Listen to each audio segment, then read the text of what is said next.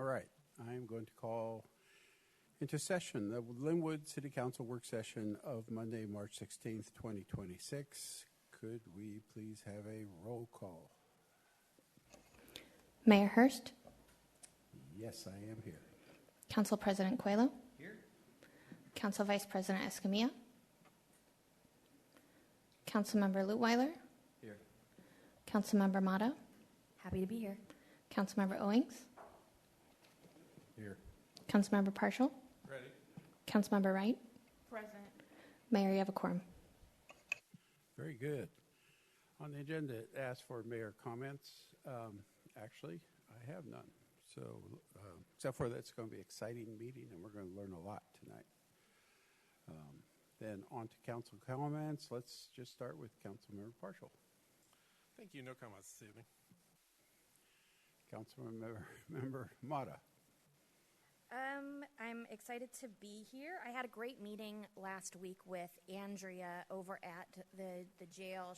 She's kind of their social worker, people person, helping everybody get resources, and we had a really good conversation just seeing how we can use something like the jail to, it's an opportunity, I think, to have a jail in our city. And even though the goal is obviously to not want more incarceration, it's a responsibility that we have, and I think we can do something different with it in how we view and treat the people who are in the jail and the resources that we have. So it was a really good conversation. It ended with the biggest need that we have is the short-term temporary housing. So I'm excited for us to kind of come back from our hygiene center conversation and the city needs assessment to start putting some things in motion to get a shelter.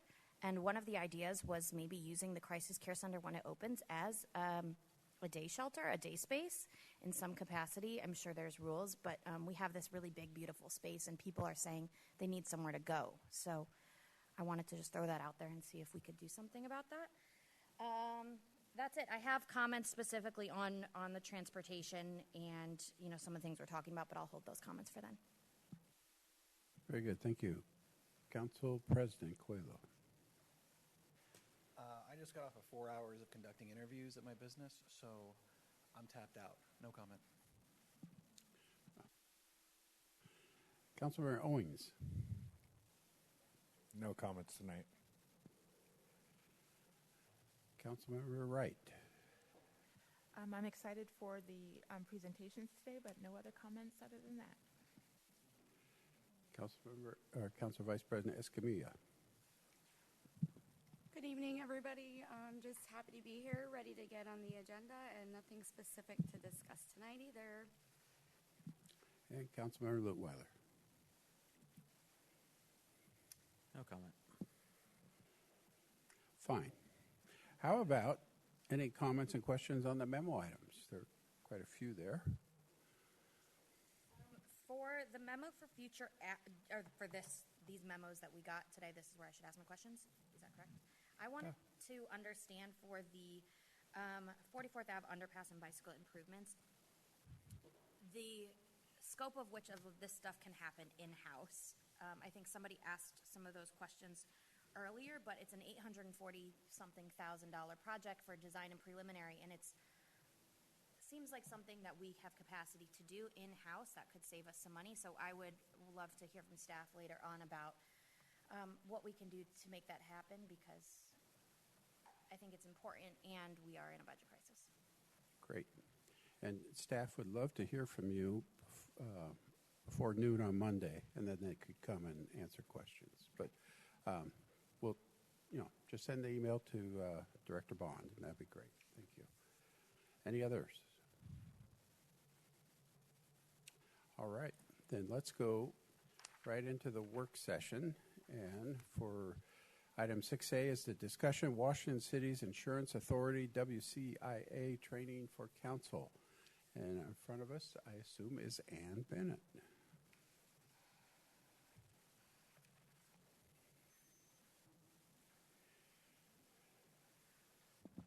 I brought my water bottle. Awesome. So, Mr. Mayor, members of the council, thank you so much for having me. This is a training that I like to do in work sessions. I like it to be informal. I would love for you guys to ask me questions as we talk about various items. I look at this as something that you can take away and use as you are working as a council. So if there's anything that I mention that's not clear, just let me know. So I'm Ann Bennett. I'm the Executive Director of WCIA. I have actually, in July, I will have been with WCIA for 30 years. I'm stunned at that number. It went by very quickly. And I want to tell you a little bit about WCIA, what we offer, and then I'll go into how you can create liability for the city and things that you can do to not create liability for the city. So we'll go with the first slide. WCIA is a nonprofit municipal entity that was created in 1981, originally by 9 cities to self-insure their risk. We currently have over 165 members, over $220 million in assets. As far as members, we've got you surrounded. We've got Edmonds, Mount Lake Terrace, Lake Forest Park, Shoreline. We don't have Everett. They're a little too big for us. But we basically have all of what I would call not the really large cities, but the medium-sized cities throughout the state. We go from Ocean Shores all the way out to Spokane Valley, Walla Walla all the way up to Linden, and down south, Camas, Washougal, all of that area. So, why be a member of a risk pool? Well, I'll tell you the reason we were formed is because your risks are ones that the insurance companies don't like, and we're going to go into that in a little bit about what's happening in the insurance market. But that's why you were formed. Basically, cities said, we have to do this ourselves. We can't afford insurance. We can't keep being canceled with our risks. And you do things as a city that aren't optional. You can't decide not to provide public services because it creates liability. I'm going to shut down a street because it created liability, or all streets because it's really expensive when people bring road design claims. That's what makes insuring public entities very difficult for the industry. So what are some of the advantages of WCI membership? You're run by a board of directors made up entirely of members. So every single member of WCIA has a seat on our full board. And then from that, we elect 9 members who sit on our executive committee, and they do the day-to-day operations, and they actually are elected annually, and we meet monthly. So they do what I call the work. The full board will do budgets, coverage, bylaw changes, but it's actually the executive committee that goes over everything in detail regarding WCIA. So we have in fact, the most robust risk management offerings of any risk pool in the state. We help you with risk management. Every city gets an assigned risk management rep that you can ask questions of. I see quite a few inquiries from the city to your assigned risk management rep regularly. You also have the benefit of training. We train over 13,000 city employees every year. We put on 150 of our own trainings, and we actually, this year, we're right in the middle of transition of an online training platform that's going to have thousands of videos, kind of like YouTube for public entities. So I'm really excited to get that up and running. But we are known not only within the state, but nationally for all of the trainings that we put on. You have stability and transparency in rates. And again, you'll see in a little bit what rates can do with insurance companies, but our rates are set by an outside actuary. Our rates are put forward to member committees. We have a budget committee that looks at what is the actuary's proposal, and then they actually vote on it, and then it goes to our executive board to also vote on those rates and look at those rates. You can actually see how the rates were calculated.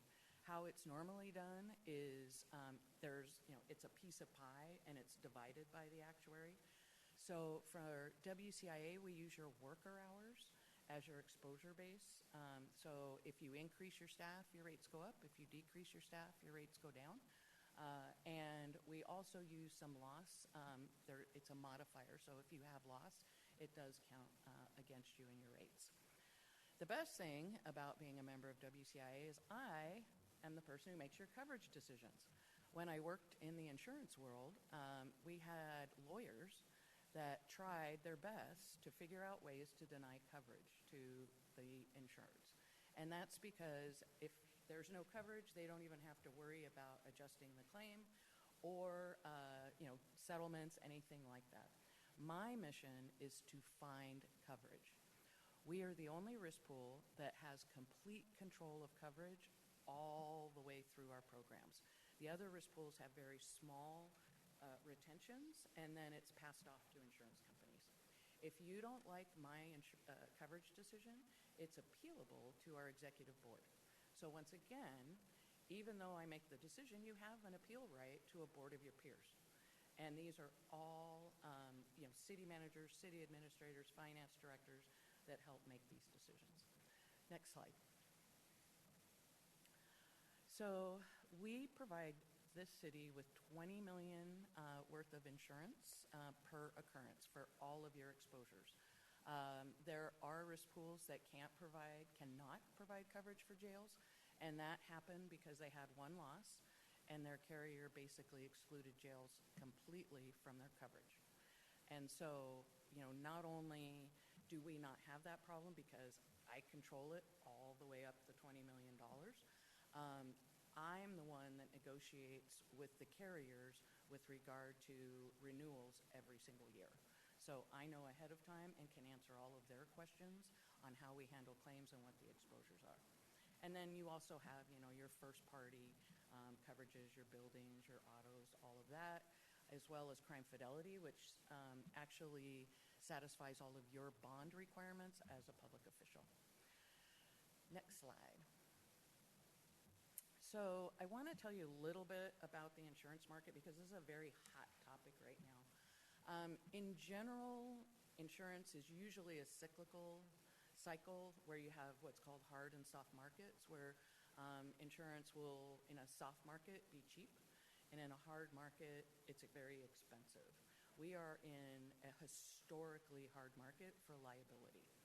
Property coverage is in a soft market, and that's because there haven't been, think about it, major catastrophes. You haven't had the major hurricanes, and that's what drives the property market. So when we, WCIA, we purchase that reinsurance, we retain the first $5 million of every loss, and above that, we have reinsurance partners. Within the last 10 years, our reinsurance costs have increased 750%.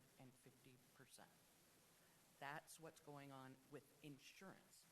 Now, because you're pooled together with other cities, the average rate increase for WCIA members over that 10-year period was only 3%. So you don't get those wild fluctuations that you get with like your traditional auto insurance where you have an accident, it suddenly skyrockets up. There's lots of stability in that. So what I will say is we were at $4 million retention, but the reinsurers pushed us up to $5 million, and that's a lot of the reason is because of what's happening in the state of Washington. So next slide.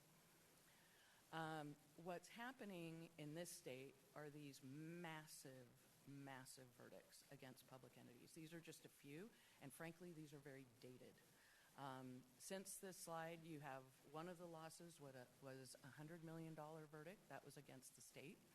There was a sheriff's deputy that sued a county sheriff and got about $20 million. It was $19.6 million, but there was attorney's fees awarded, so that was over $20 million. You had the city of Seattle pay out $65 million. Last month, there was a verdict you probably saw on the CHOP, a shooting in the CHOP. That was about $20 million. The state settled a road design case in a crosswalk for about $40 million. The state itself is running a $1 billion deficit due to tort claims. In this last legislative session, myself and several public entities pleaded for tort reform. We were basically told that the tort climate that we have is a value of the state. They want to be a tort outlier. So we fought very hard, but we were told that they are not interested in tort reform. Yes? Tort is claims, liability claims against another entity. So you have criminal law and you have tort law. So it's basically like an auto accident. If you get in an accident, that's a tort law. So it's what kind of law is applied to an action. So again, you have the city of Cleellum that actually is in bankruptcy currently, and that was because of a $22 million verdict handed out by an arbitrator regarding a development agreement. So, yes. So just to reiterate that, you said the state wants it to be an outlier? Wants to compensate victims of wrongdoing, and they do not want tort caps, which we're one of less than a handful of states that has no tort caps for public entities. They do not want to curb attorney's fees. There's different things in law that curb attorney's fees or fee shift. Ours is a fee shifting, and we'll go through some of the cases that have come down. Thank you. They definitely don't want to change that. They next slide, and I'll kind of show you some of what's going on. So in the liability market, this was an old study done by the U.S. Chamber of Commerce in 2022. It has not been updated. This is really a national problem, but we are an outlier, and if you see per capita, we are number 3 in the nation for what's called nuclear verdicts. It's verdicts over $10 million. Florida, New York, and Georgia have passed comprehensive tort reform since this report. California is the worst overall, not surprising, but we're not far behind. And when we meet with various carriers, they say, you're very close to California. We actually go to London, Lloyd's of London, for our property insurance, and we ask every year, can we talk to somebody about liability coverage at Lloyd's? And the answer is, we don't want to touch Washington. We do not want that in our book of business. It's too unpredictable. So again, this is why our risk management is so important. It is vital that we prevent, not only for the liability picture, but for your citizens, prevent losses from occurring in the first place. Because what's happening is we are having to adjust how we do business because of these nuclear verdicts. We have systematically, over the last several years, increased what's called our reserves for future payout of claims. And that directly impacts the members because we have to set aside an amount of money. We are regulated by the State Risk Manager's Office, and we have to show that we are setting aside enough money in order to pay for these claims.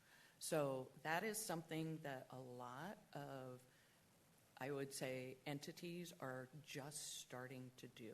They haven't realized it yet, and we started this quite a while ago, about 4 years ago.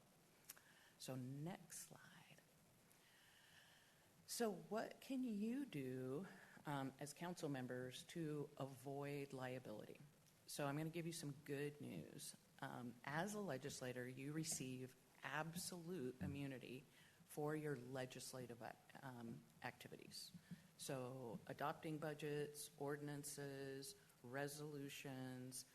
Now, it's only in the context of the meeting as a whole, but you have an absolute immunity. And I mentioned I started 30 years ago.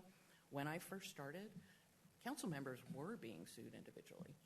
Can you imagine that you're doing your legislative duty and you're getting sued? And so a case came down that basically said, no, this is ludicrous. They need to be able to do their jobs. So remember that you have that. As we talk through these, you should know that our coverage covers you when you are within the course and scope of your duties as a council person. So not only do you have this community for your legislative activities, but you're also covered by WCIA, should that come up. So again, I'll let you know as we walk through some of these exposures areas where you could be sued individually that don't fall under this protection. Next slide. So the first area I'm going to cover is land use. Land use is a very interesting area, and you guys actually utilize hearing examiners, which insulate you quite a bit from some of the problem areas of land use. And that is something that we have worked with our member cities for years, because that helps you have a great record. It is done by somebody who knows land use law, and it avoids something called the appearance of fairness doctrine challenges, where, think about it, your constituents want to be able to talk to you, they want to be able to give you their opinions. And if you are sitting as a quasi-judicial officer hearing an appeal, it is very hard for you to say, I am fair and impartial, when your constituents are coming to you and talking to you about their problems with this development. And so what we used to see were a lot of challenges saying these decisions are arbitrary, they're capricious, it's based on facts not in the record. And so hearing examiners really help with that. Now, there are other areas, though, that we have seen liability created. The first one is a case, Westmart versus the City of Burien, and if your city attorney was here, she and I lived this case. So she was at the City of Burien when this case came down. This was a long-standing development. It was actually in apartments in King County. The city incorporated, and they decided to take on this project. It was very controversial. One of the reasons the city had incorporated is that the citizens did not like what was happening in their community with the amount of apartments being developed. What occurred here from a staff level is there was a lot of staff turnover. They were very inexperienced, and this was a massive project. But because it was controversial, instead of leaving it at King County, they brought it in. There were lots and lots of delays on both sides.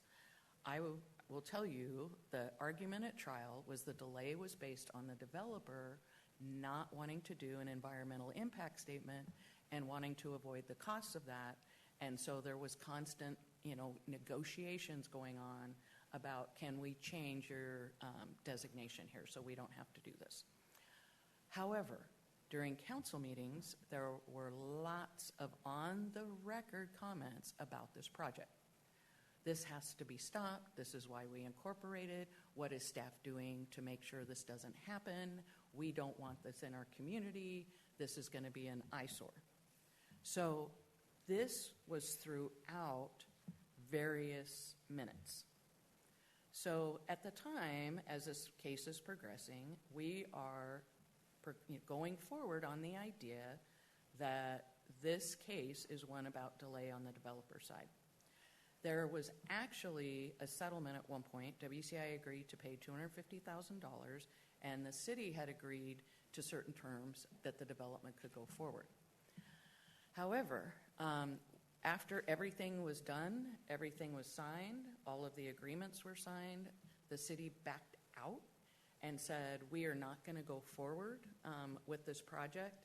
And guess what? We didn't approve this in open session, this settlement, so it's null and void. And then it got reinstated. We moved further through trial, and a Snohomish County jury, because King County had been involved at one point in this litigation, actually rendered a $10 million verdict. And most of the emotion of the case came from what was on the record from council members saying this project has to stop. We don't like this project. And they were also able to show, look, they had a deal, and the council backed out of it. And they did so knowing they were supposed to approve this in open session, and it felt like a gotcha. So what happens when you get a $10 million verdict? You appeal it. We went to the Court of Appeals. The Court of Appeals excoriated the city and their council for their actions in this case. So again, do not insert yourself in the process. Be very careful about what you're saying on the record.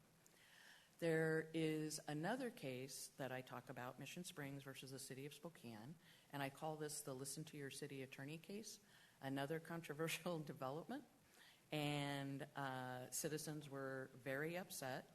This developer had gone through all the proper channels. They were vested in the project, and the mayor decided to invite members of the community to come to a council meeting, and he asked the development services director, where are we at in this project? The director said, we're about to issue grading permits. And guess what he said? Stop. Don't issue them. You can't do that. It's a vested project. And so the city attorney, now, I'm going to tell you what Lisa's going to do is say, we need to go into an executive session immediately. I need to have a conversation with you, and you're going to go into executive session. I don't know why the city of Spokane city attorney on the record said, Mr. Mayor, what you are proposing is illegal. You cannot do it. And what do you think the mayor did? Do not issue those permits. This is my final decision. So the next council meeting, the developer came in and said, you can't do that, and we're going to file a lawsuit.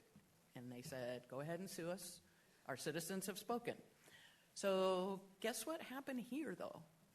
Because, and they were insured by an outside insurance company, because on the record, the city attorney said, this is illegal. That was considered an intentional act. Insurance covers accidents. So all coverage was denied. So they were on their own. Now, to this day, I don't know how much was paid. I've heard it was a lot of money, but the city paid it all themselves. So, again, I don't think Lisa's going to say this on the record, but this is one where you have a city attorney to give you legal advice for a reason, and you need to listen to your city attorney.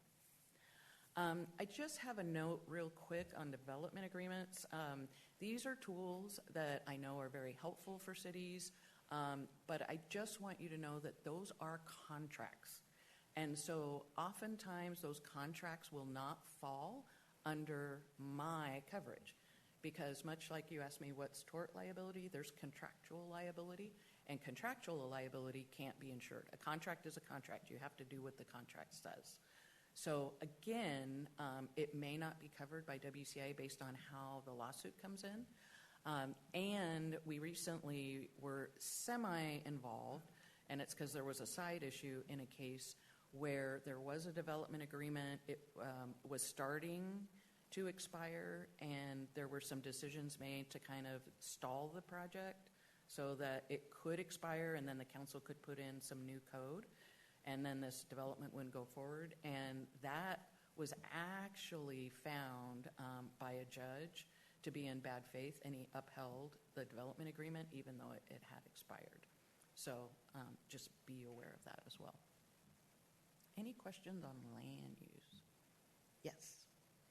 So essentially what you're saying is if you're going to make a decision about something, you really can't change. Like, are there any situations where we can decide on a project, situations change, life happens, national crisis, and we have to not move forward with a certain project?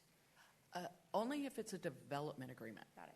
So you've signed a contract, and development agreements are how something is going to move forward in what timeframes and what laws are going to be applied. Mm-hmm. So it's a caution.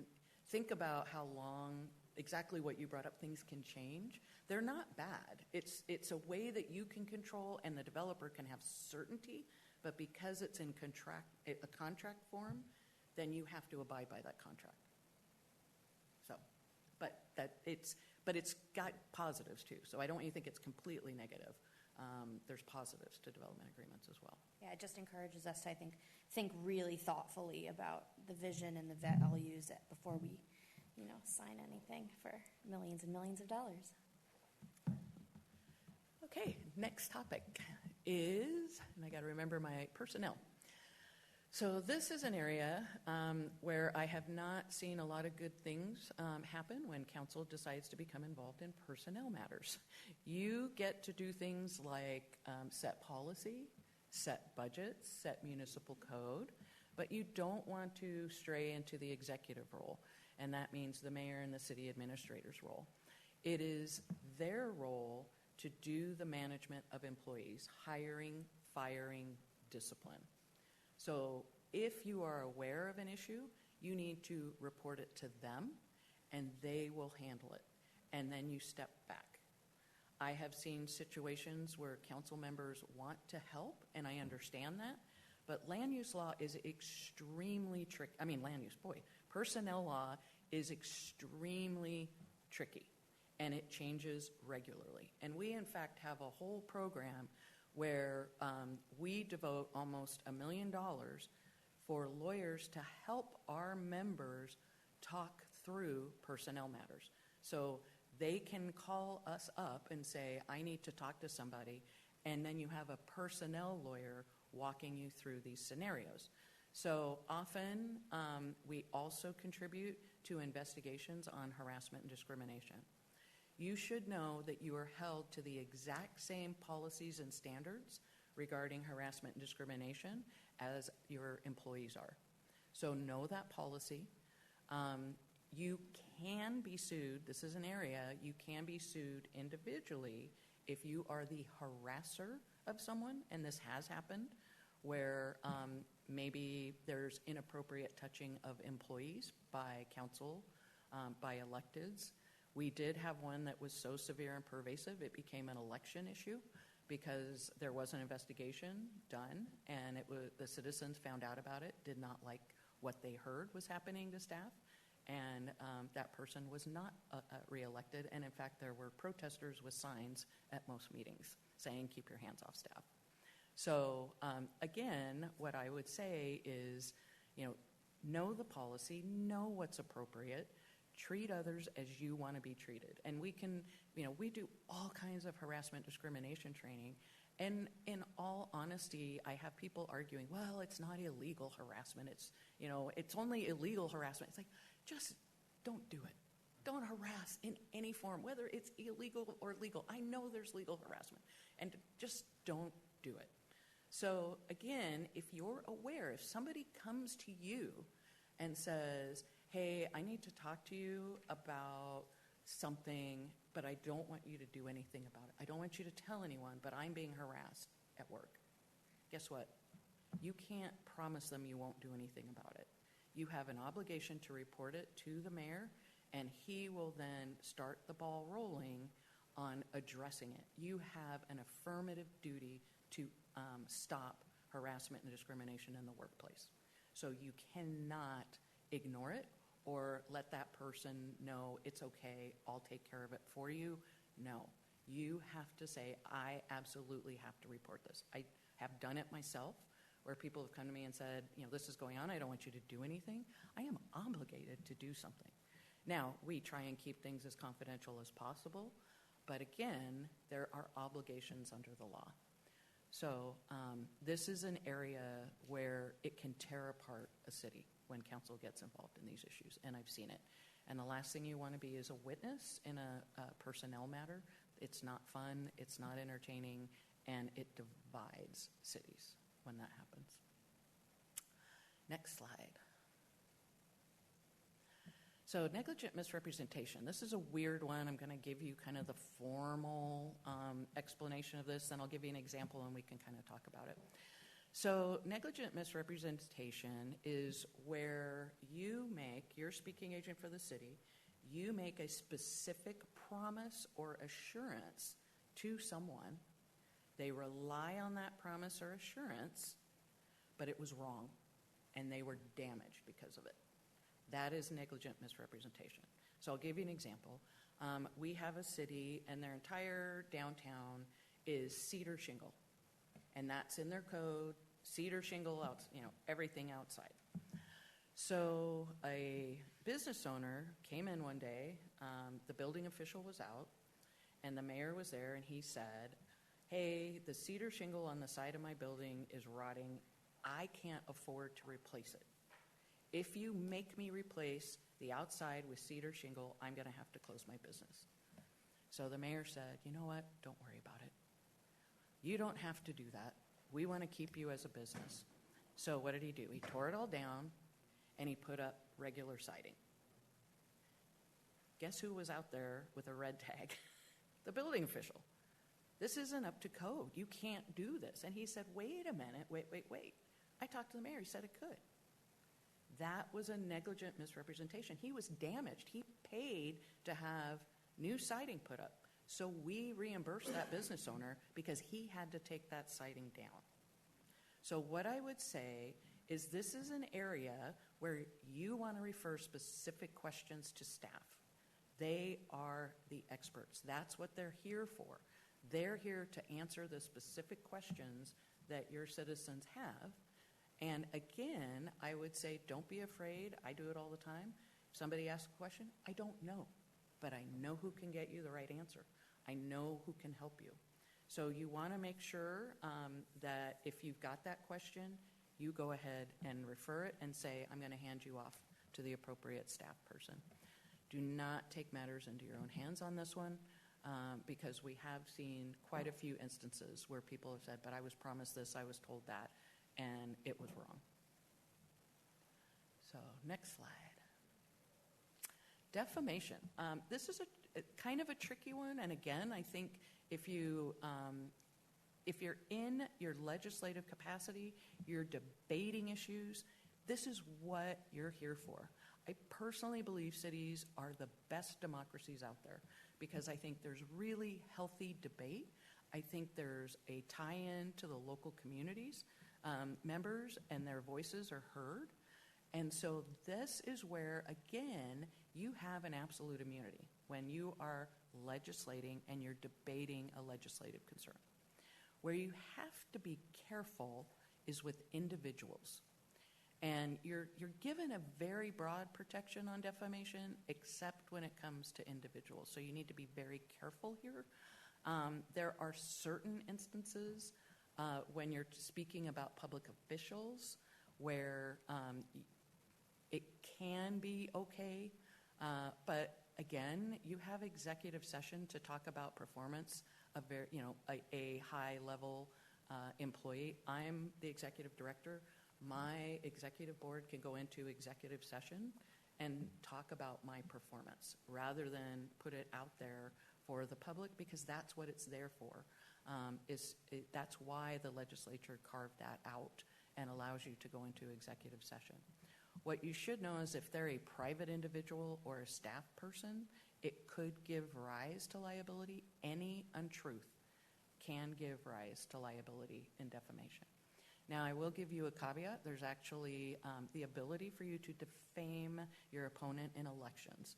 And I could not believe when I found out there was a case that basically says you're allowed to defame anyone in an election. And I thought, what are we doing as a country that we have a decision that you're allowed to defame people when you're in elections? But you do have that right. I'm not saying you would want to do that. So, next slide. Public Works. This is an area where we have seen massive liability, multi-millions of dollars being paid out. And I'm going to explain why. And I have a term I call politically engineering, and that's where I see councils wanting to engineer solutions for roads. So there is something in our state, and again, remember I said we're an outlier? This is a big outlier. We have something called joint and several liability. Most states don't have it, or they have a modified form of it. Joint and several liability says if a plaintiff is fault-free, they can sue multiple defendants, and if there is at least 1% of fault against a defendant, they can collect the entire judgment.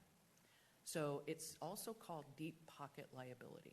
So what can happen is, let's say you have someone in a crosswalk, they're hit by a car, they have a catastrophic injury, and there's not enough insurance to cover the catastrophic injury, they often will bring a road design allegation against the city to cover those injuries. And the idea is you only have to hit 1%.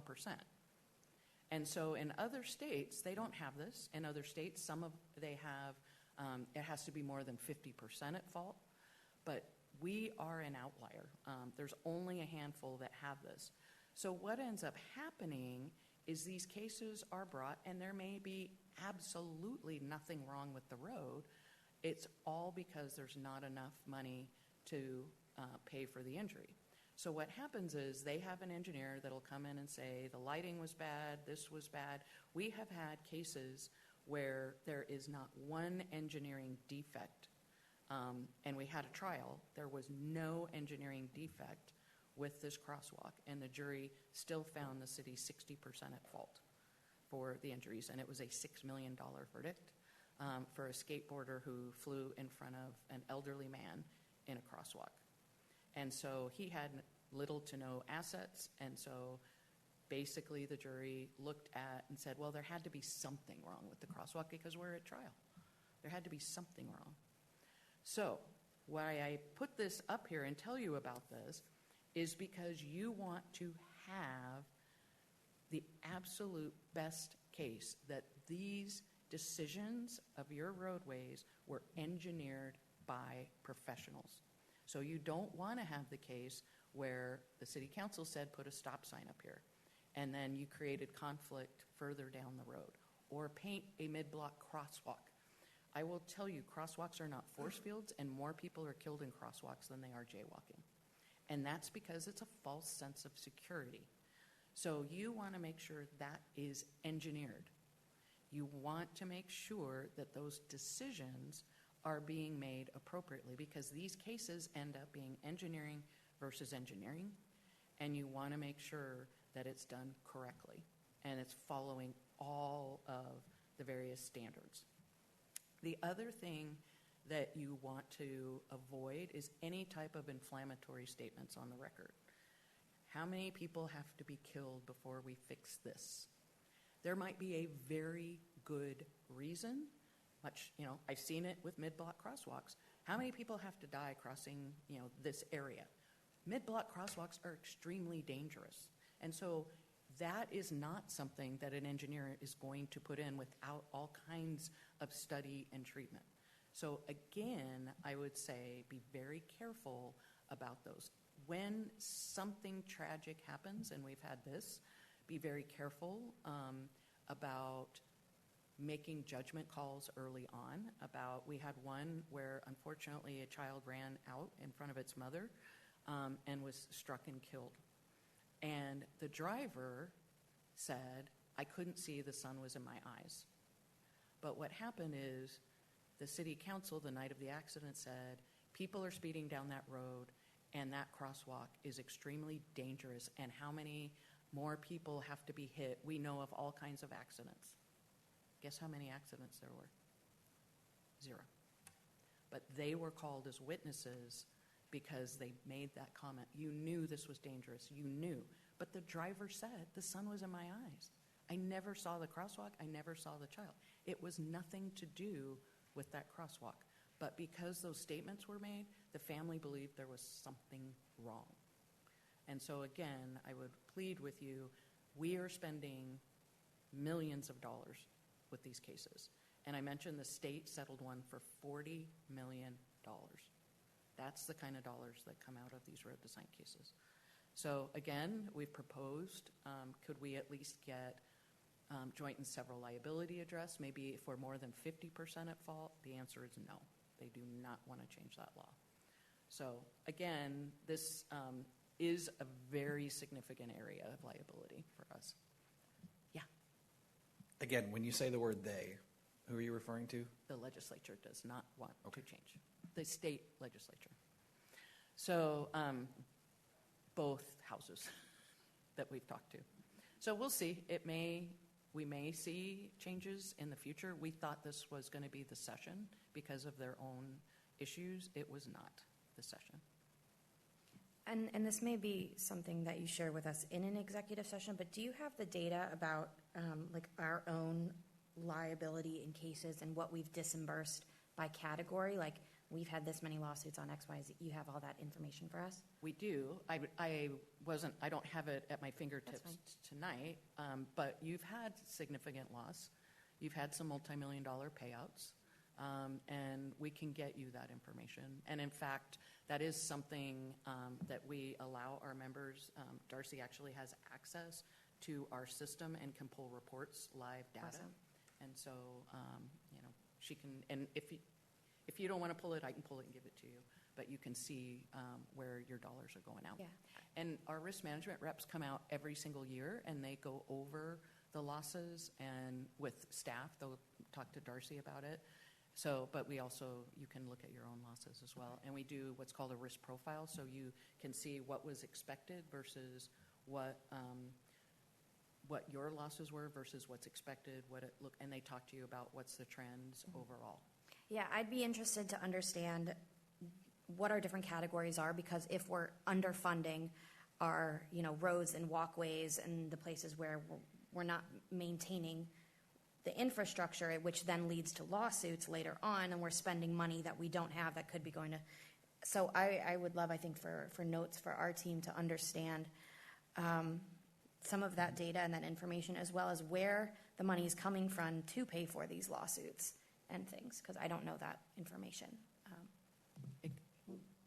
We charge you an assessment, and we pay all the losses. Got it. So, and then we just pay you that annual participation fee. It's like your auto insurance. Yeah. So and what I would say, and off the top of my head thinking, your losses have been pretty diverse. I can't, off the top of my head, think of a specific issue that I could call out to you. What I will tell you in general with cities, sidewalks are a big issue because sidewalks are hard costs to maintain, and there's a lot of people falling on sidewalks. Yeah. And because of funding issues, that has become a big loss leader for many of our members. I don't know if it is for you guys, just in general terms. Yeah. I'd be interested to see what that data, because as we're talking about the transportation, that's the conversation, one of the things that I really want us to assess is, are we putting off maintaining these things that are so important and so important to our constituents, so important to city's liability, and instead we're funding these large capital projects, and in the end it's just going to hurt us in the long run if we don't actually spend the time maintaining the things that people use the most. So I just want to put that out there. Any other questions? All right, next slide. This is where I'm going to ask you to resist the temptation to share what you learn in executive session. There's a reason you are in executive session. As I alluded to, they are for personnel, but they're also for real estate. They're also for litigation. And the idea is if that information was out in the public, it would harm the city or harm an individual when it comes to the personnel issues. So what I will say is often you will be in executive session and think about if you were buying a house and, you were negotiating with someone and you hear about what their dollar amount is, or they hear about what your top dollar is, how are you going to negotiate fairly? So if you're in executive session for a real estate transaction, you don't want to leak out, well, our top dollar is $2 million. What do you think they're going to say? I want $2 million. And this has actually happened to me in a very large case that was it was controversial for the city. And they asked in executive session, how much authority is WCIA going to bring to a mediation? And the city attorney said, I know they have X as their top dollar. I think they're going to work to settle it for less. So here I am in a mediation. And, there's different tactics you use in mediations. And I could tell the case wasn't going to settle that day. So I said, this is my top dollar. We're done for today. And guess what the mediator said? No, it's not. You have X. The other room knows it. A council member told them. Pardon? Excuse me? So when that happened, we actually did cut off all communication with the city. We said, we can't trust, we won't tell you what's going on, we will not give you updates because we know we have leaks in executive session, and we didn't want to put staff in the position where they had information that you didn't, so we just cut off all communication. Now, there are also instances where sanctions can be imposed. So there was a meeting where, and I mentioned that pre-defense program that we have, one of our land use attorneys came out to an executive session. It was, again, a controversial development, went into executive session, had a memo about here are the various liability implications involving this project. And they came out of executive session, got on the dais, and one of the council members kept the written memo and hand-walked it over to the attorney for the citizens group. And I have never seen a city attorney move so quickly, running over, grab the memo, and there was this tug-of-war over this memo, and she said, this is privileged, you can't have this, and very smartly and quickly polled every council member, are you waiving privilege, are you waiving privilege? And the answer was no, nobody's waiving privilege, because you as the council have that privilege, that attorney-client privilege. And so immediately after that, the next meeting, that council member was sanctioned by the council for releasing that information. So, next slide. So I would say be very mindful of your written communications. I have seen all kinds of things in writing that was not the intent, but when you're in trial or in a deposition, people can read your email very differently than what your intent was, so just be mindful of it. You want to make sure that you're always using your city email, that you're not using your personal email for city business. There have been some cases where council members were using their personal email, and it made it subject to search for public records. Some decisions came out about that.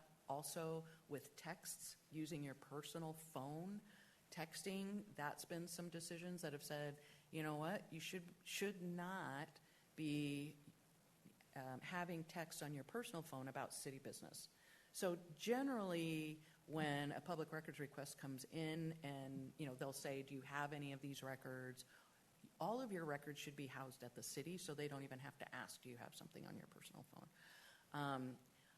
Always think about whatever you've put in writing, how would you like to see that on the front page of a newspaper? And I do that myself. How would that look? Would I be embarrassed by that email? Would I be horrified by that email? What does that look like? And so you want to make sure your emails are professional. And you also don't want to have inflammatory wording, inflammatory statements. Oftentimes, if you have concerns, the best thing to do is pick up a phone or walk in and talk to somebody. And what we have found is often it's those things in writing that will pop up in litigation and be used against a city. So I would also caution you on social media. Is your account personal? Is it for election purposes, or is it to discuss city business? Now, there's cases on election, and that's, those are all published cases you can read. What I will say is on the city business, be very careful that you are controlling how people interact with you. And I say that because we had a city, a mayor who had a social media account. It was his personal account, but then he started discussing city business. What do you think about this? This is coming up in the city. What do you think? So he created a public forum because he basically turned his personal social media account into a city and a public forum because he was asking citizens their questions. What ended up occurring is that a member of a hate group started posting hateful, horrible things on this person's social media account because he hadn't locked down comments. And what did he do? Blocked it. Blocked this person and blocked them hard, which you think, yes, they're hateful. That was considered a violation of that person's First Amendment rights because it was a public forum that was offered. And there's ways when you open a public forum, you can control the content, but you have to have specific rules in place before you do that. So I actually had to write a check to a member of a hate group for violating their First Amendment rights because it was opened up as a public forum. So again, this is an area just to be mindful of. I know there's all kinds of information out there.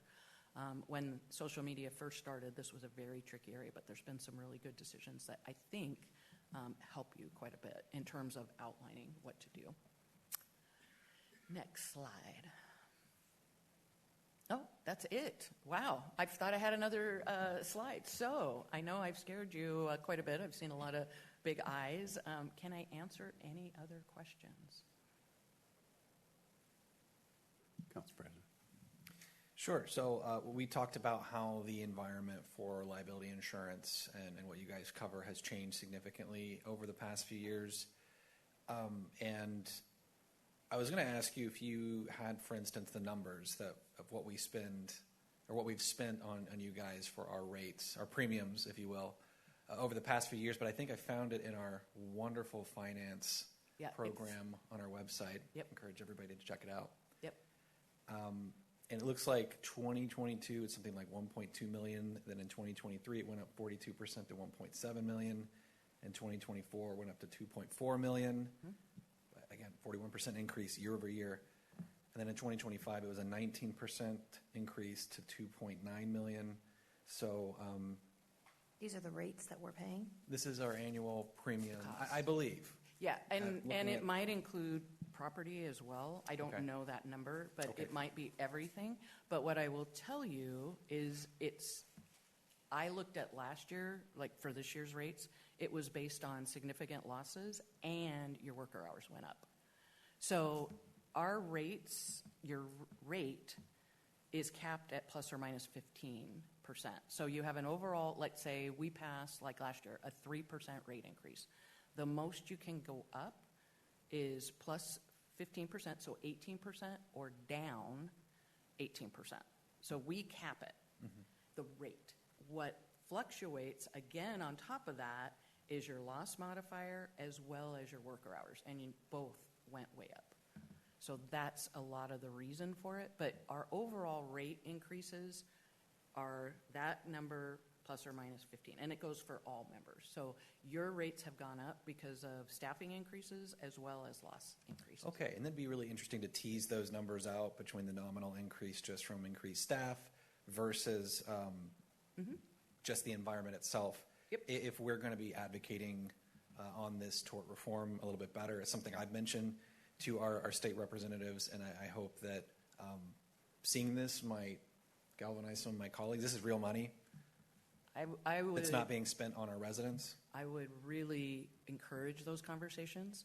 I would appreciate those conversations. I know last year's went up 10% from personnel changes, liability, and I want to say you were capped at the 18% on, that rate, that lot. But there's loss. You were pretty high, and it's from losses. So again. Yeah. It is what it is, unfortunately. I would love nothing better. I used to give out negative rate increases. Honestly, I used to give out very low rate increases. A lot of it has to do with what we have to reserve for future and the payouts that we've made. So the numbers you're talking about are a direct result of loss trends, and again, it's modifying staff. But we're very transparent. Whatever you guys need with regard to worksheets and what those losses look like, we can give you. Well, you guys get paid either way. So it's not like we're not paying you for this. So it's, I think it's just important for us to internalize where is this money coming from? It's coming from taxpayers, and it's not going back to them. Exactly. And what's really scary is when you ask jurors if they understand that this is taxpayer dollars, they don't, and they don't care. They don't. And that to me is shocking, because when I was handling claims, I would always say, I am a steward of taxpayer dollars and I only pay what I owe. And when you go to jurors, they don't care that it's coming directly from your taxpayers. And I would rather, honestly, what you pay me go back to your community than paying me. Because, we're a nonprofit. I'm not making money. I would rather it be in your community. So, all we do is cover cost. And that's where we're happy to have that discussion and go over all of that with you. Great. But, yeah, you've definitely hit us with loss. I will say that. Council Vice President. Woo. Yeah, something happened. They became extra sensitive. Like, is there any way at all for cost savings? Like, let's just say we don't get any big claims for 3 years, then we'll get a break. Like, is there any kind of savings like that? Absolutely. There And is. in fact, you have a very big claim that we do 5-year rolling claim. Right. That will fall off for the rating for 2027.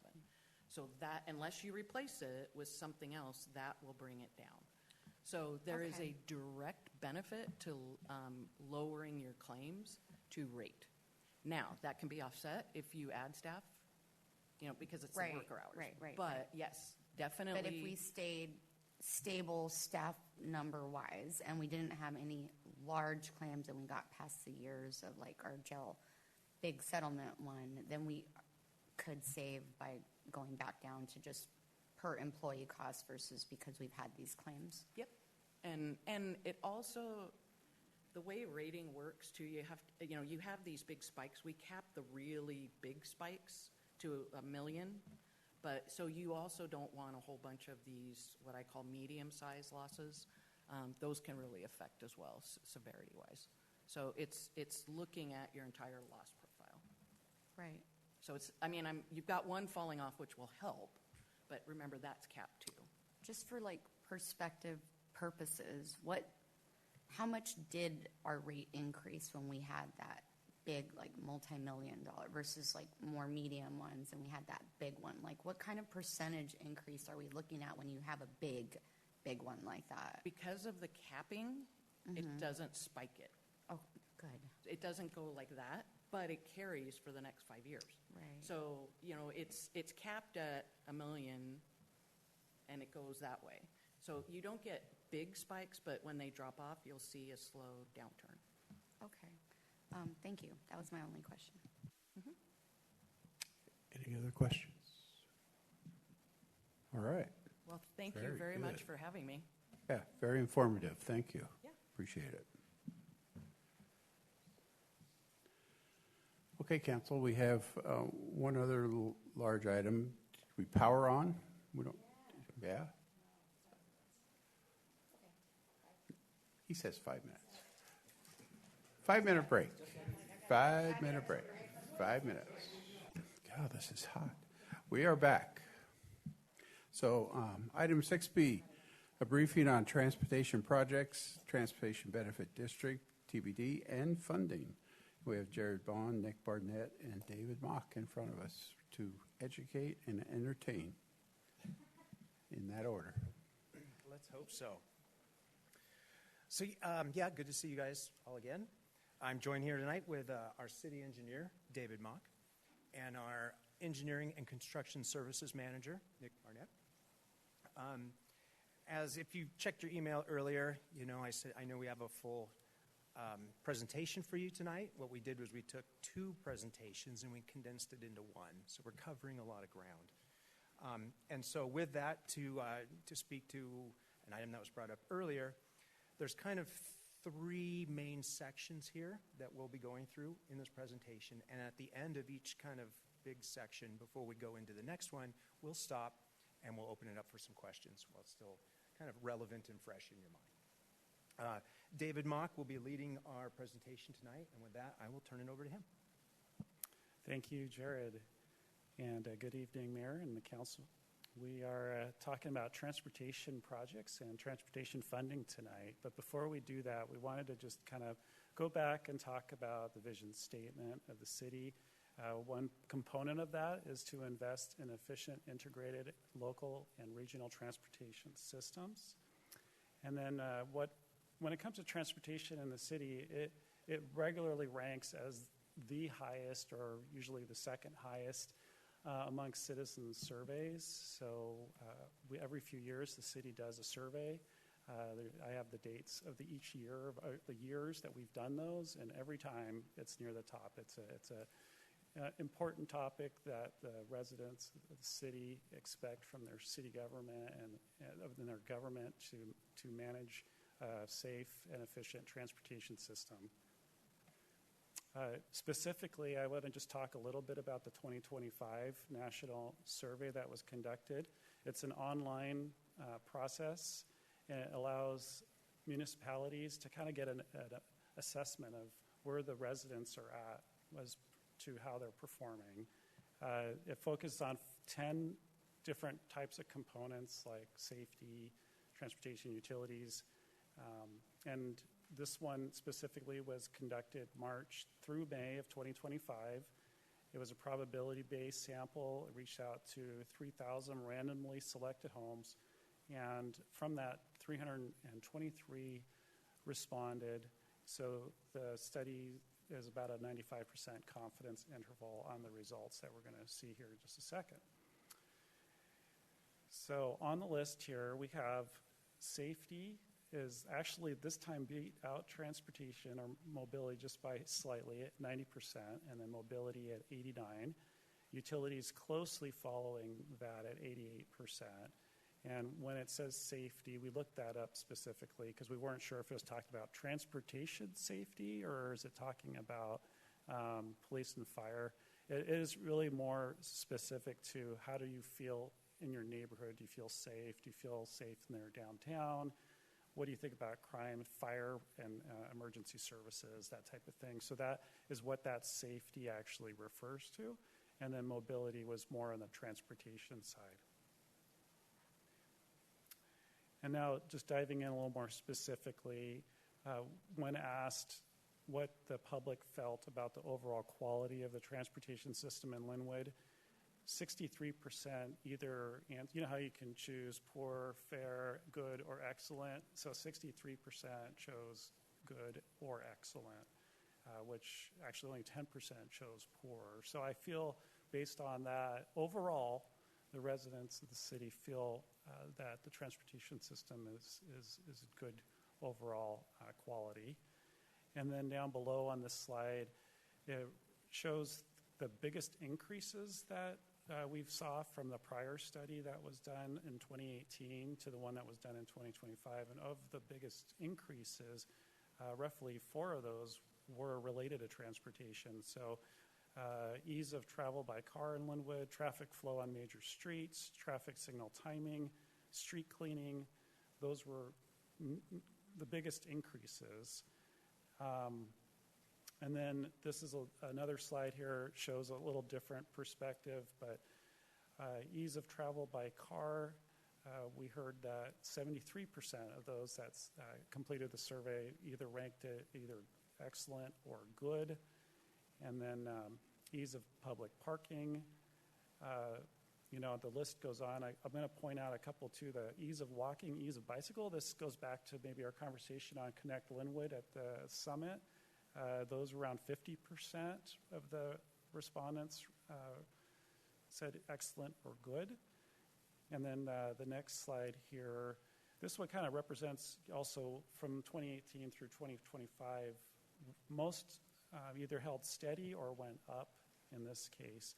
So the takeaway from this is basically that overall, the residents feel that we have a good transportation system. Good to excellent on average. And actually, if anything, it's actually improved since the survey from before. Why is that the case? I don't know the answer. I can speculate. Speculating on that, we opened a light rail station. We, as part with Sound Transit, did a significant amount of transportation road improvements next to the station, widening 200th and 44th. We widened 196th Street. We also did the 36th Avenue improvements heading north out of the city. Could be missing a few, but there was a significant investment into our community over that time frame. So that could be why, or maybe they just felt happier the day they were filling out that survey. I don't know exactly. So before we move on, as Director Bond had mentioned, I'd like to just pause right now. This is a good stopping point and just see if the council members have any questions on this. Councilmember Armato. So I think you focused a lot on the positives here. I do want to note that community members have said that mobility is crucial, yet based on this chart, the ease of travel by bike and ease of walking, it went down. And I think that is really important to note because as a city, we've talked about wanting to make this city a lot easier for people to walk and bike, yet based on the numbers that we're here is we're actually prioritizing movement by cars and encouraging people to drive their cars. And that feels like really misaligning for me based on the conversation this council has had.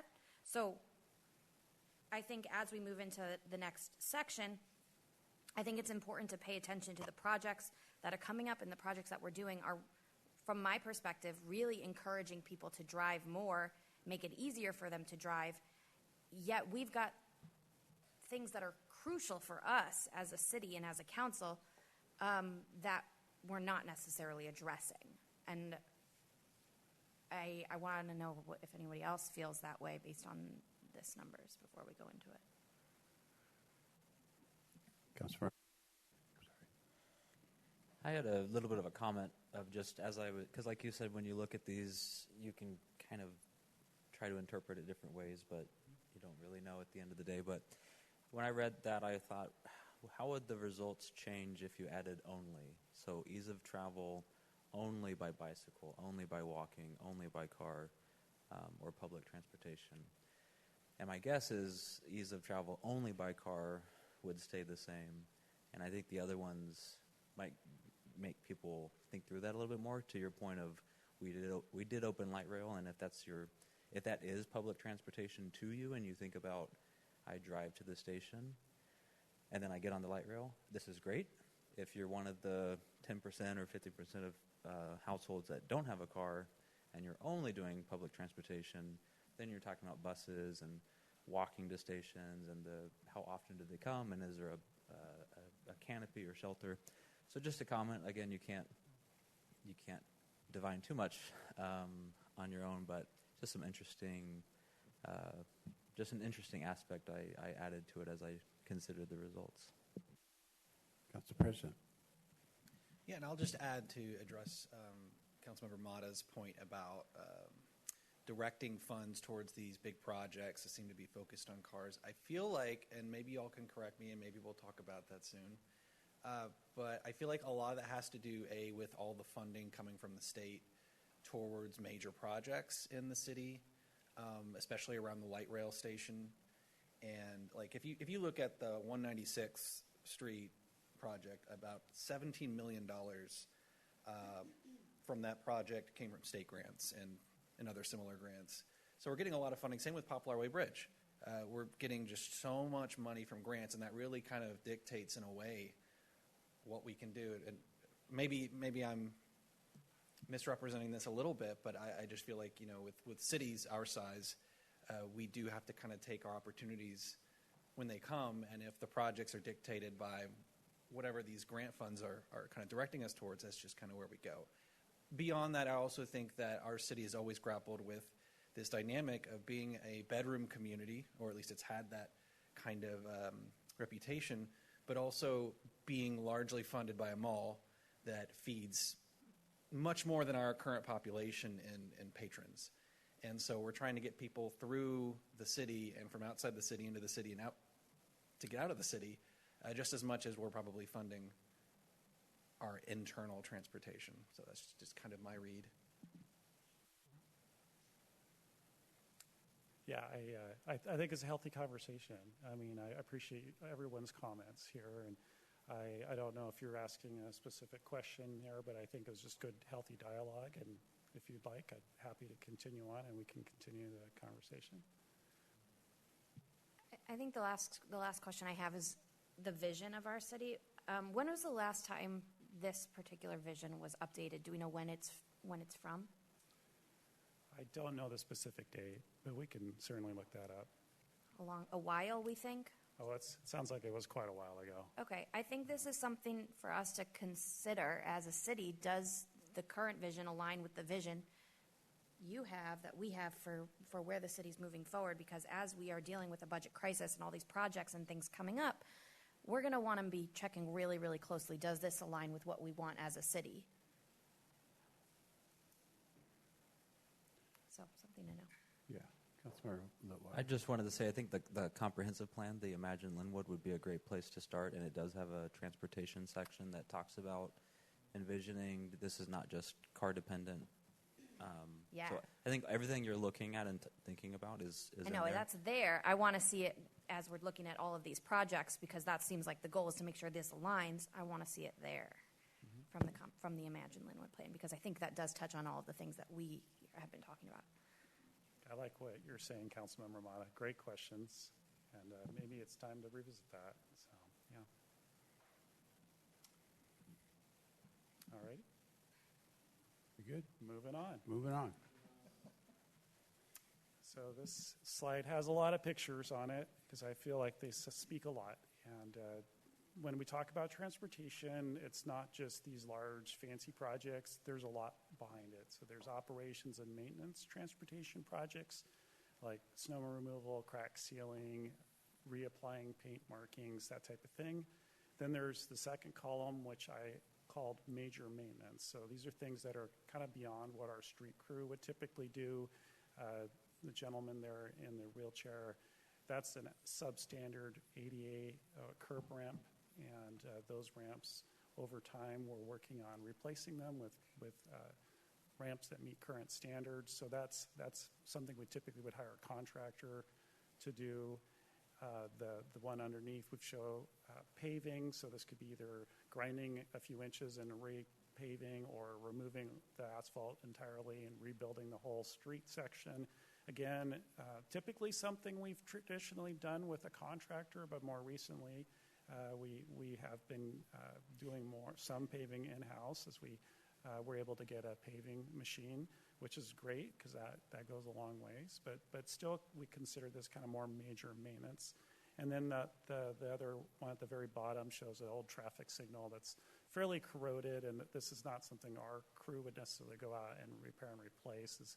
We would hire a contractor to repair that. So that's a different category. And then the third column, which is going to be our focus for the rest of the conversation, is what I called new city projects. Before I move on from that, that's really where we have the city chooses to move forward with funding key transportation projects. These are city-funded projects that are significant in size. The last column is new non-city projects. So these could be developer or other agencies like Community Transit or Sound Transit just invested a significant amount of money into the city. Those are non-city funded projects. And actually, a lot of the city's infrastructure was constructed this way. A lot of the streets that were built by developers when they were building residential neighborhoods or streets around the mall, a lot of these were built by developers. So tonight, though, we're going to focus on those larger transportation projects that are funded by the city. I wanted to kind of take a step in the past before we kind of look at where we're heading. And I think this slide's fairly powerful. The red line represents the city limits. The green lines represent the different street projects that were constructed over the past 20 years. There's a lot of them. And I think we should be proud of ourselves because we've accomplished a lot. It's always easy to see all the things we still need to do, but we forget about the things we've accomplished. So I just wanted to share with you about these. They include adding sidewalks on Olympic View Drive. If you remember back in the day, that was a very narrow roadway. Same with 176th Street up in the Meadowdale area. 36th Avenue has changed drastically from how it used to be a very poor pavement with hardly any sidewalks to walk on, and now it's a wonderful, beautiful street. We built the Costco Ring Road around the North Costco, and that next to the mall. And anyways, there's a long list of projects here that we have accomplished. The next slide I wanted to show the projects that we anticipate we could have complete and constructed within the next 10 years. And these are projects that our capital projects team currently is working on the design. Some of these projects we plan to start construction as soon as a month from now, like Poplar Bridge. Some of them will start construction later this year. Some of them we might start construction in 5 years from now. But these are projects we're actively working on.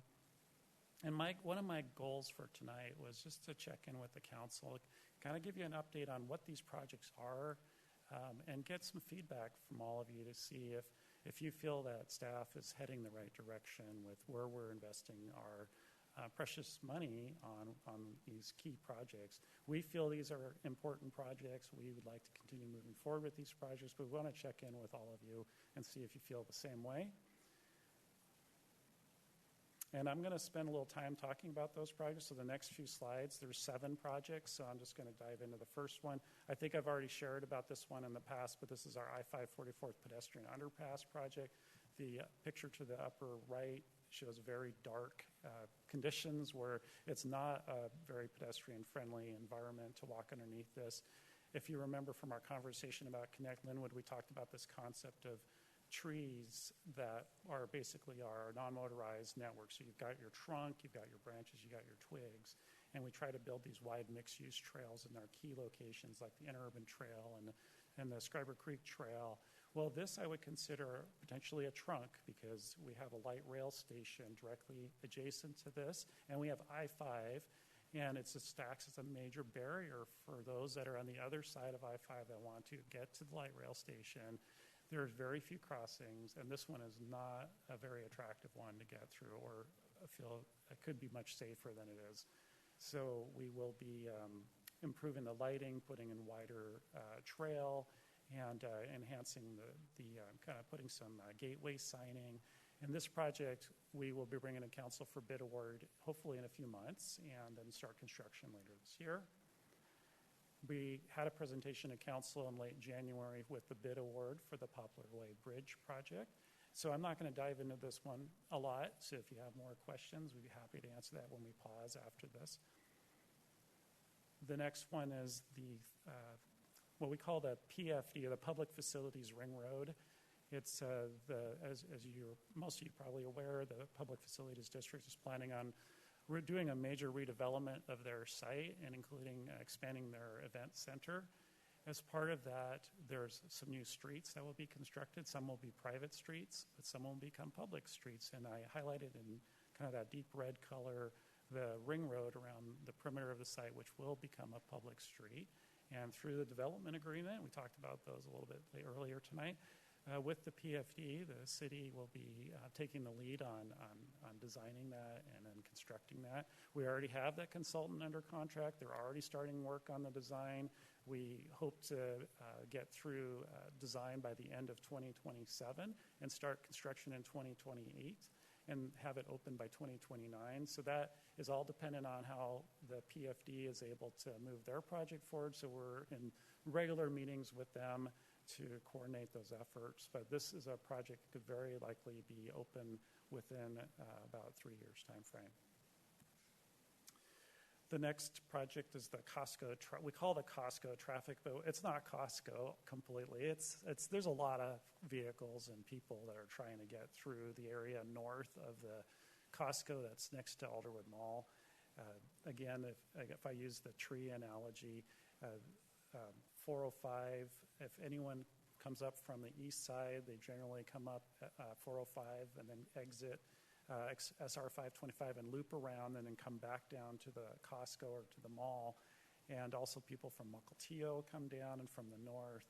And they all funnel through Alderwood Mall Parkway and then over to 33rd, trying to disperse out into into those areas. And we regularly get complaints about traffic in that area, if there's anything we can do to get it done. We tried partnering with Costco. I've made a presentation to the prior councils about potential opportunities.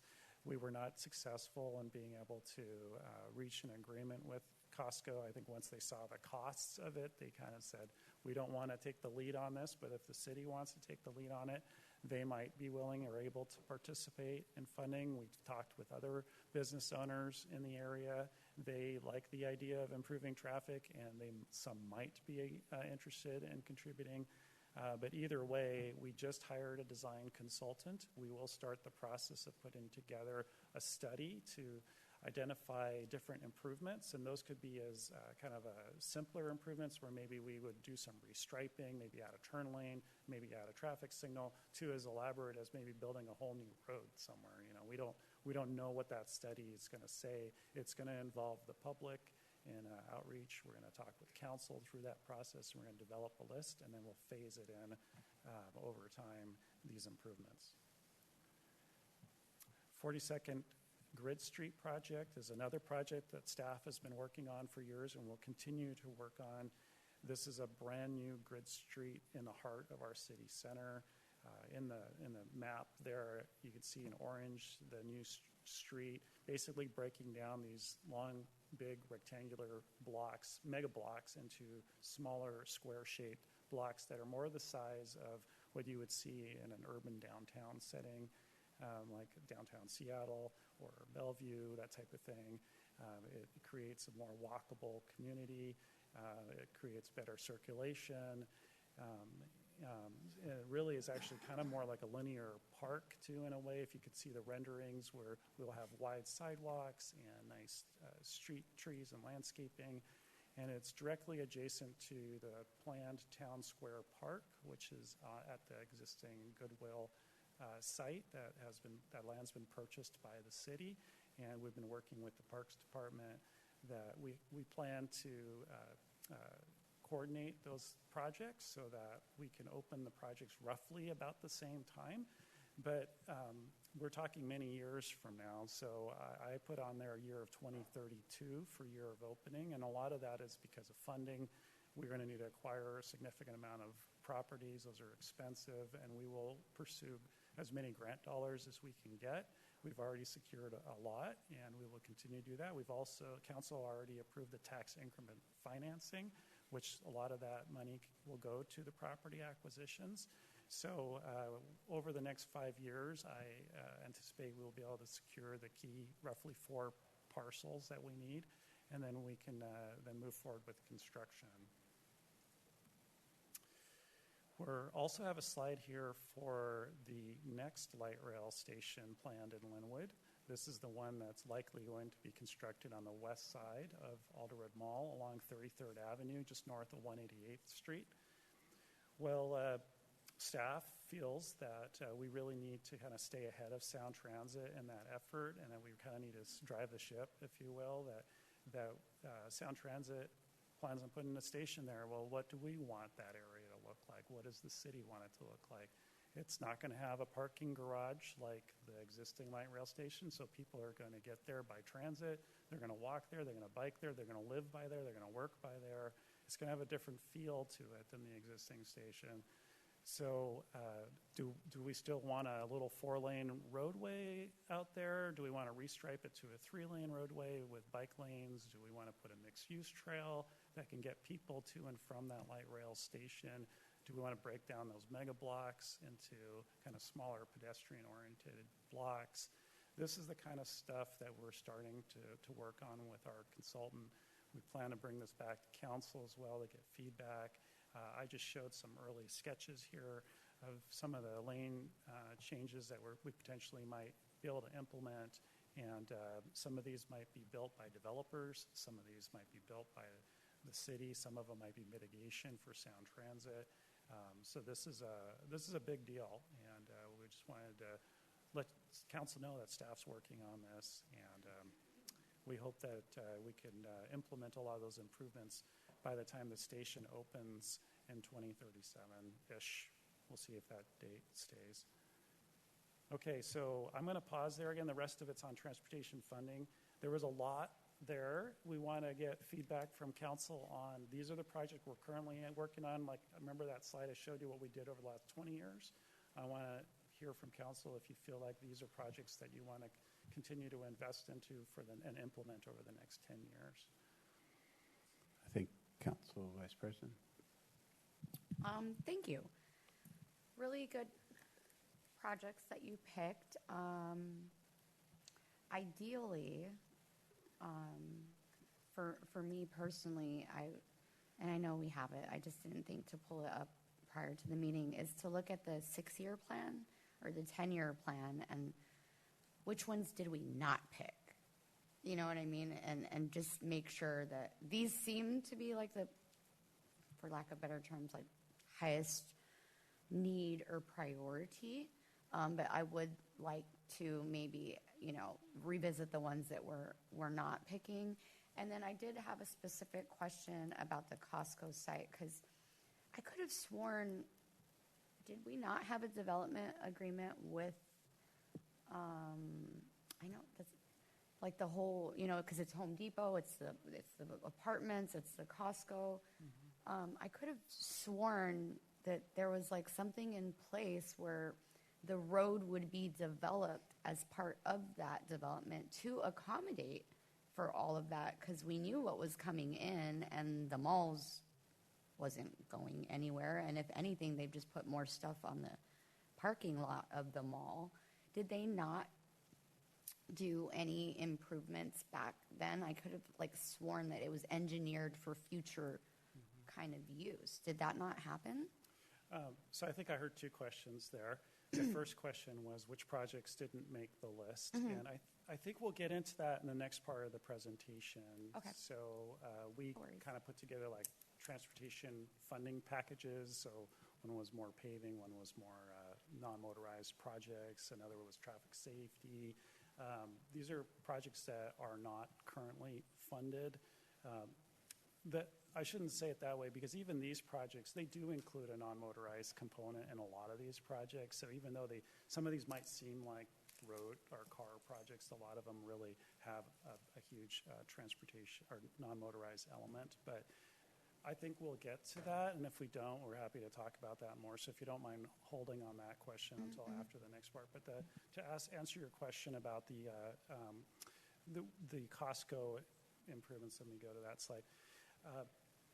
There was, I believe there was a development agreement. This was over 10 years ago with the developer of that site. There were multiple different developers that did develop the site. It's actually owned by the Edmonds School District, and they hired a developer to then develop the site.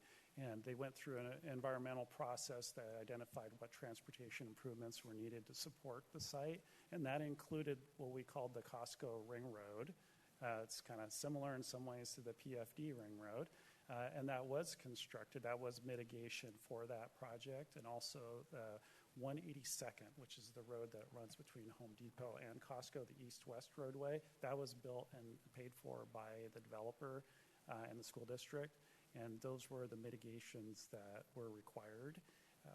Now, knowing where we are today, looking back about 12 years when that study work was done, now we have congestion again, right? And so should have more mitigation have been required at that time? That's hard to say. Traffic is there again, and it didn't last 20 years, even 10 years until things got pretty congested. And I think that might also just be a testament to how popular the area is. So I don't know if that really answered your question, but yeah, there was analysis and an agreement, and that identified transportation improvements. Those were constructed. I think maybe what you're getting at is maybe more improvements should have been constructed. Is that what you're? No, I didn't realize that what was in place now was for the future. We've just overgrown it, and it's time to reassess like a lot of things. So I just wasn't sure if we had, not accounted for it, or we did, and we just grew more than expected. So that makes sense. Yeah. And they do, I mean, you know this, it's the shortcut to get to like Martha Lake area, like the back there from I-5, because it's a mess up there on 164th as well. And so this is the alternate I have found when driving kids to practices and whatnot up there in the middle school or the Lynnwood High School, that there's only a couple ways to get up into that area, and that's one of them. And so it's added on top of, all the good things that are in that area. It's a cut through also. So, okay, that's the only questions I had about these specific projects for now. Thank you. Yep, Councilmember Mata. So I have a few questions. Looking at the Costco traffic, looking at Poplar Way and looking at future light rail expansion. The future light rail expansion looks like it's Alderwold Mall Parkway, and then it's going north. Where there is an issue with Costco is on 33rd and Alderwood Mall Parkway. So my concern is that we make steps to develop this space to make it better for traffic. One, are we encouraging extra car use in this area that later down the future will be a conflict when the light rail comes that will eventually need to be adjusted later on? So is there an overlay where we can make sure that we are not spending millions of dollars to fix up this area that then Sound Transit's going to come and we're going to have a brand new light rail and we're not going to want all these cars there? Yeah, I think we have the opportunity to create an amazing space or community next to this new light rail. And do we want that to be wide roads with lots of cars, or do we want it to be more? Yes, exactly. And so I hear you, and I that's really our intent, is we want to create an environment that is transit, pedestrian, bicycle friendly, and it's really intended to move those modes as safely and efficiently as possible. So one of the concepts we're talking about doing is with the light rail that is proposed to run north-south along 33rd and then go east-west on 184th, is to potentially have a mixed-use trail that follows that track, either right alongside it, that type of thing. And that would be that kind of that trunk that we were talking about, and then you'd have these branches running out into these other streets. And so our focus not only is on vehicle transportation or movement, but it's also on these other modes. So I want to just acknowledge that, yes, I hear you that we don't want to create a very car-centric environment, but we also need to balance it too, right? We can't just ignore cars too. So we need to look at how can we still keep safe, efficient movement of transportation so people have the choices to use vehicle transportation or other modes of transportation, but want to emphasize the importance of making sure this is a very pedestrian and bicycle-friendly area. So it's a long-winded answer to say, yes, I hear you, and we are working at trying to create, I feel like more of that environment that you're looking for. Because I have the same concern with the Poplar Way Bridge. I think everything that we're doing, from what I'm seeing, except for the 42nd Ave that you're specifically saying is people first, everything else to me is making it easier for cars to drive. And we've seen the data on cars and climate change, and we really want to get cars off the road. And I think we almost need to force a hand at some point by just making it more difficult for the massive amounts of cars to be on the road. So that's just something to think about. My other question that I have is with the Ring Road. So one of the issues with the Costco traffic that we're seeing is the proximity of lights.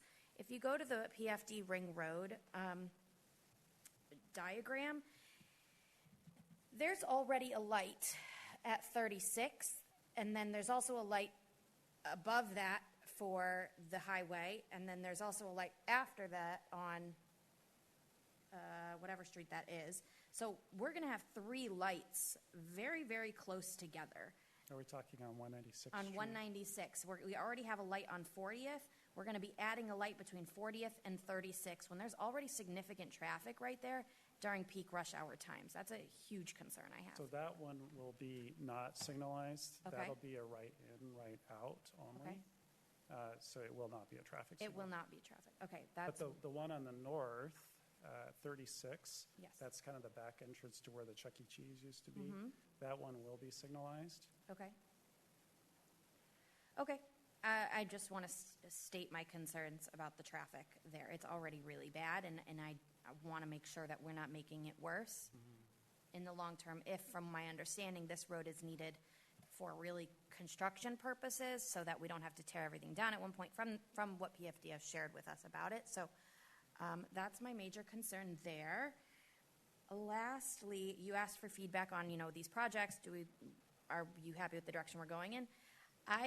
I personally think that we need to prioritize major maintenance and operations over these city projects, because the longer we avoid the maintenance, it becomes worse, which leads to higher liability and risk, which we have just seen. I understand that we're getting a lot of money from grants for these big projects, which is really valid, but to me that shows that it's the system in and of itself that is funding all of these things instead of our streets and our sidewalks that we really need to address, because our streets are going to get worse, and it feels like we're prioritizing areas that will bring in money for the city, the light rail, the PFD, downtown, and in turn almost ignoring the people who are currently living here and saying that it's gotten worse and harder for them to walk and drive, or walk and bike. That's my big concern. And we would agree with you that maintenance should always come first.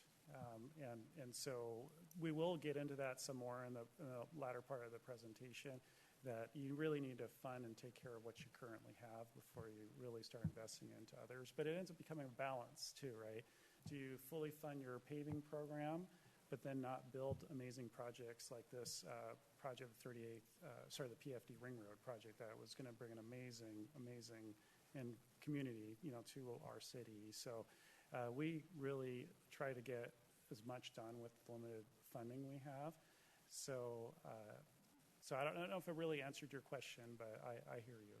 I do feel like we need to take care of what we got first. Thank you. Councilmember Weiler. Thank you, Mayor. I think for Costco, a lot of these, but like Costco, for example, or the Alderwood, the challenge is if there's no traffic, that's bad for Costco, because in a lot of ways, traffic is because people are turning into Costco, they're turning into the mall, So if we wanted throughput, we could just get rid of all of the entrances, kind of like what you do on an interstate. So I think that's the challenge, maybe, that from a traffic and engineering standpoint, that's probably a very hard nut to crack, of how do you keep traffic flowing in the way that people kind of envision, when we're also talking about Costco and Home Depot and Alderwood Mall. Like it's difficult to balance those two competing kind of use cases. So I don't really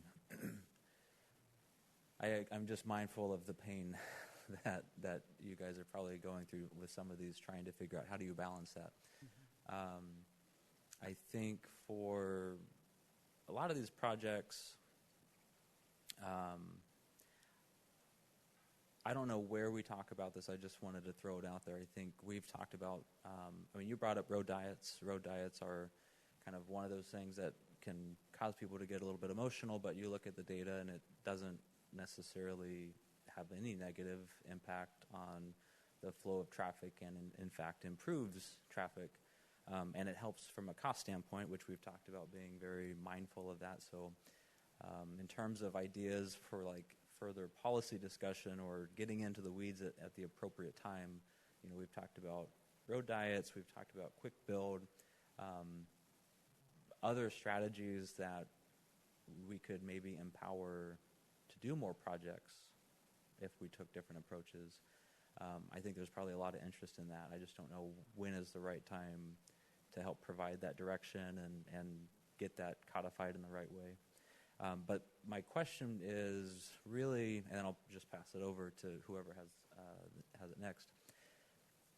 With all of the projects that you've laid out here, a lot of it's just purely transportation focused, or all of it is really, like, we're talking about transportation here. So you've kind of got, like, in my mind, I'm picturing we've got like a red, amber, green assessment of here's the hot spot. Like Poplar Way is a red, like there's a huge need for this bridge from a transportation standpoint. When I'm looking at the city map of the kind of here's what we did the last 20 years and here's what we're talking about for the next 10,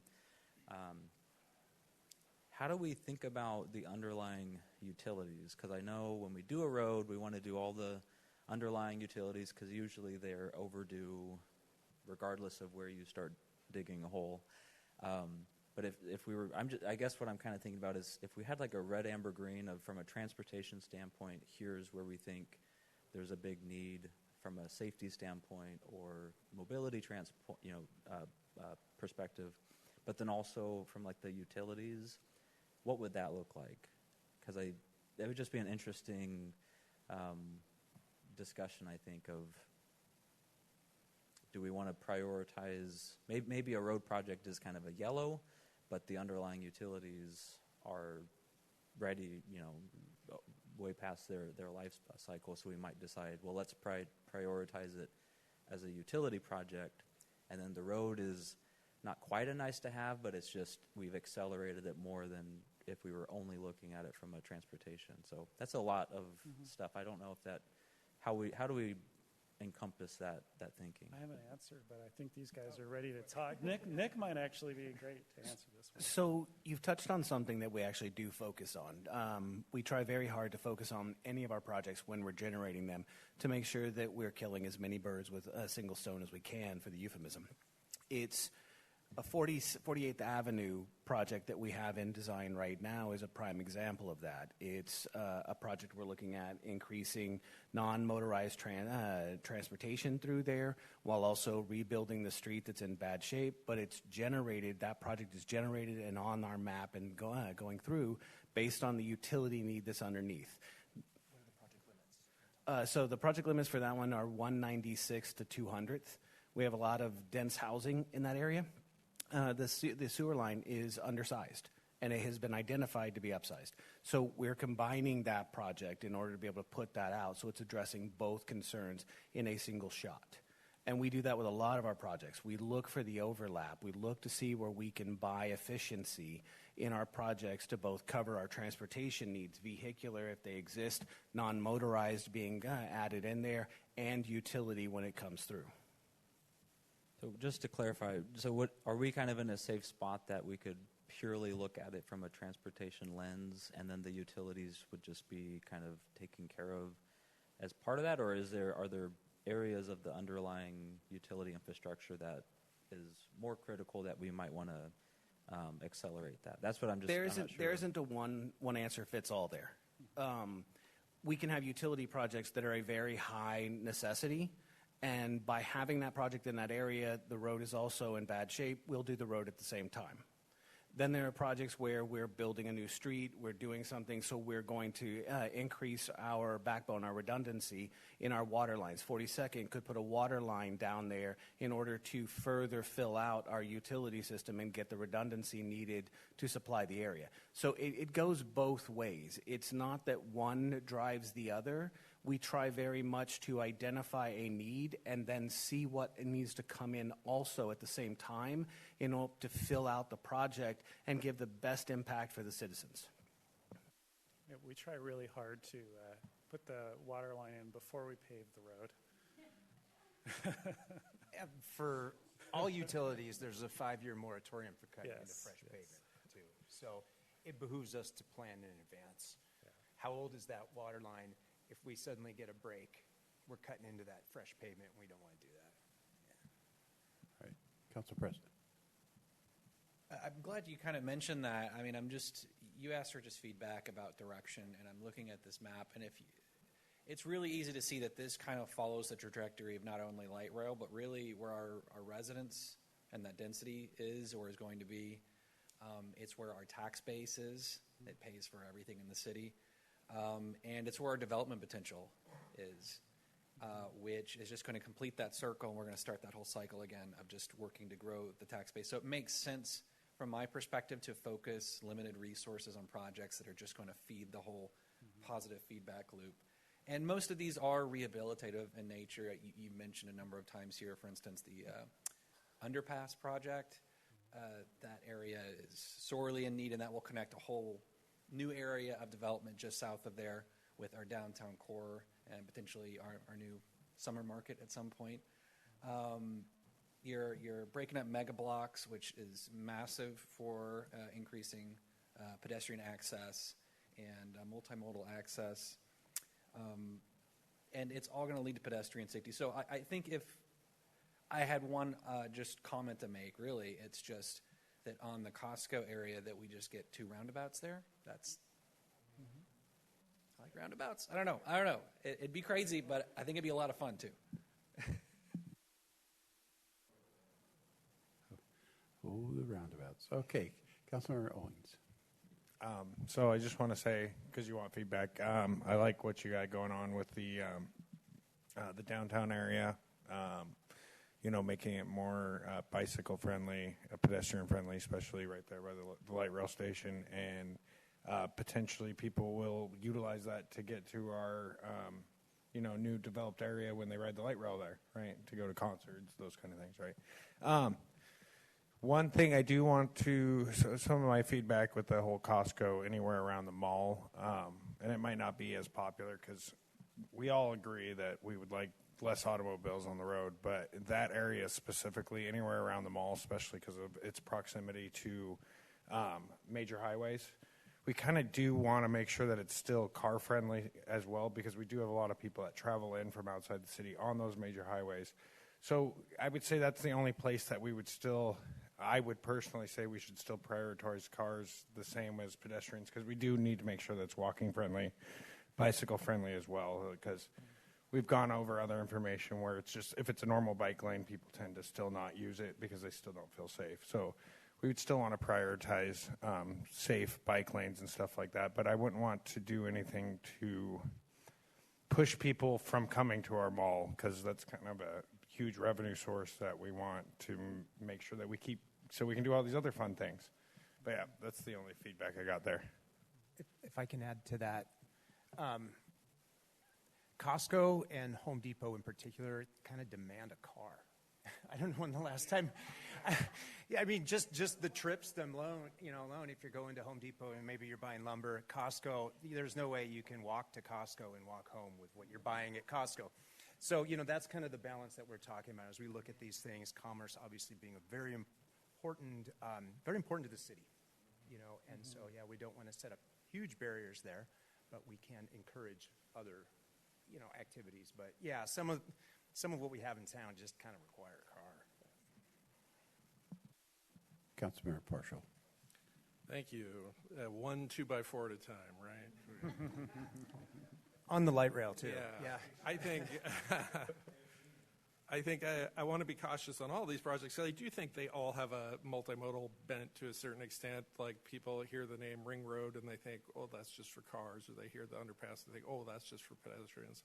But I want to encourage the district to maybe rename that project the Happy Time Fun Multimodal Access Project. Because when we talk about the district, the Ring Road's going to do a number of great things for that transportation-wise. The district is already seeking a grant for an Uber zone, a Lyft zone, a Zip car zone, so that people that want to walk, get around public transportation can get that bit of micro-transit to get where they're going. That'll potentially be a shuttle stop for shuttles from light rail. We already know that the walking and biking will be easier around that ring road. It's going to have a nice wide sidewalk. And it's also going to be part of what connects the Lynnwood Transit Center to the Alderwood Mall. When we think about that, making a multimodal, walkable, bikeable corridor from light rail to the mall, that'll all be a part of that. So these projects all kind of hit all those buttons a little bit. I was curious, especially about the 44th Underpass project, because having been here a little while now, none of us have been here a long while, but I feel like that's a scale back from the last look I got at the 44th Underpass project. Has that changed a little bit since we last saw it? Are you talking about the rendering? Yeah, am I reading too much into the picture there? Because it was a fancier picture last time I saw the 44th Underpass. Yeah, so when we start a project like that, the design consultant we hire will usually have some sort of a architect or something that will come up with some really beautiful graphics. And then we run that through the state DOT, and they say, well, we don't want yellow columns painted on our bridge for maintenance. And then the project ends up being a $10 million project, and then you're like, well, we really can't afford a $10 million project. We've got to figure out what we can cut. So yeah, to answer your question, it is not quite as elaborate as some of the initial renderings, but it will still have attractive, I believe, it's somewhat subjective, but gateway signing and lighting all through there, a nice wide trail. but not quite as elaborate as some of the initial renderings that you may have seen. Okay, those renderings got me excited, so good job. I do like that the Lynnwood in that one kind of matches what they have in the district, though. So there's kind of a Lynnwood theme in the fonting of Lynnwood. And on the project's completed map, like I feel like there's some things missing on the project's completed map. So I'm always like, Yeah. where does Public Works end? And Scriber Creek Trail is still Parks on there. pick up. Yeah, I'm like, where's the Scriber Yeah. Creek Trail? Where's that nice wide sidewalk by Sprague Pond? Where's all the sidewalk improvements around the transit center? So I don't know if you guys were being humble and just sticking to like Public I Works forgot. only thing, but I think there are a lot more. I think there are a lot more Yeah. projects in there that are getting people walking and biking on Lynnwood than you gave yourself credit for. So let's give the city full credit for those projects because you guys are doing a good job on that. Thank you. Okay, any Council Vice President? Is the light rail station by the mall planned on being at grade or elevated? I haven't been tracking the project. Elevated. Really? Yeah, so the guideway will continue from where it stops Yeah. today. It'll be elevated the entire way. At that same height? Or is it going to come down? a It'll little bit? vary in height because it needs to have adequate clearance over certain roads and that type of thing. And there are some hills and things, so the height will vary, but generally about that height. I don't know the specifics of how high that station will be. That's something that probably other staff know more about than I specifically. I just wasn't sure. Interesting. They say that the elevated ones take longer to construct than at grade, right? The challenge with at grade is we have roads going in and out of the mall, and you can't just like drop down really quickly. That's why I was It's for a curious. That's why certain I asked. I speed, was like, what are so- they doing here? Because, now that they've decided, I hadn't really tracked it to see what they were doing. And I thought, how are they going to come down into the land, right? But now you're telling me they're staying up.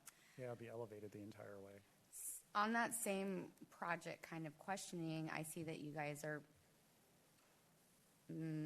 conceptualizing, maybe breaking it into like these smaller blocks with the blue street lines. And I guess my question is, how do you do that? There's buildings there. Like, is that, or, over time, the city, like, how does that work? Well, I'll show you an example. Look at the PFD Ring Road. There's no roads there today. The developer wants to build these attractive mixed-use residential towers, hotel, garage, and there'll be streets in between all of them. So a lot of those blue lines on that, when you mentioned earlier, those would be built by developers. Like the mall one. Right now, it's Home Goods and all these different things. And, yeah, that one. So we've got the streets. Is that because you guys are hoping that at some point you're going to get a development agreement going with them, and this is just like really, really early on? Is that what we're... That's generally how it works. Yeah. Okay. So have, right now we have these large parking lot areas that are really centered around getting cars to and from. As these properties redevelop and they go vertical, then the developers then will construct these smaller grid streets, just like we're working on with like the Ember Public Facilities and District. We'll be Enzo and building all of some that. grids. Northline Village will be building grids. That's, as I mentioned earlier, a lot of our streets were built by developers. And that's what a lot of these blue lines would likely. Okay, that makes more sense. We're anticipating that by that time, that will even be redeveloped, and with those developments, they'll build in the Right. streets. Because I'm like, Yeah. How And we does have to that plan for that. So, work? yeah, we Right. have to plan where is it going to connect into 33rd. Like our focus seems to be on 33rd and 184th, but we have to think about where those intersections will be in the future. So, for example, the guideway, when they build that elevated track through the city, they're going to be putting it all on these columns. We don't want them to plop a column down right where would be a perfect place for a future kind of a grid street into one of these developments. right. So you guys are trying to get, like, even, like you said, even more ahead of Sound Transit. Do you think, and clearly, like, we don't have all this extra time, budget, money, or people, but I'm just curious if, like, let's just say theoretically we weren't in a budget deficit. Would we be working on or desiring a small sub-area plan for this to kind of get even that much ahead of it so that it doesn't, we cemented it, I guess, for lack of better thought process. Yeah, now it's getting a little bit more out of my area. That's more DBS in the planning department for the sub area because I believe they're already doing one. So I don't feel like I'm the right one to answer that, but I do feel like we do need to identify where these potential grid streets will be, if some of these roads need to be widened to put in a mixed-use trail or what have you, or a turn pocket, that's all identified early. So when the developer comes, it's already in the plans. They're not surprised by this. Right. And then when it gets built, it's already forward planned. So the pieces will come together over time. Is this step one in getting DBS engaged to make sure that those plans all coordinate and align with? So actually, DBS is leading this particular project. Okay. Yeah. Okay. So. Okay. That makes sense. Okay. That's it. Those are all my questions. Thank you. Any others for this section? I'm going to, though, go call on Councilor Mata because you have this brain trust up here. Memos for future action. You had a question on the contract supplement for 44th Avenue underpass. Do you want to ask them that question? I have already asked that question. It has been answered.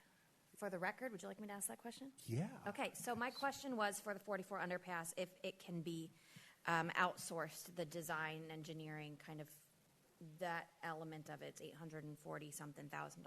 And the response was the way that our Public Works Department is currently set up, we don't have the staffing model that will allow us to do those kinds of things in-house, which makes sense to me. So that was your answer.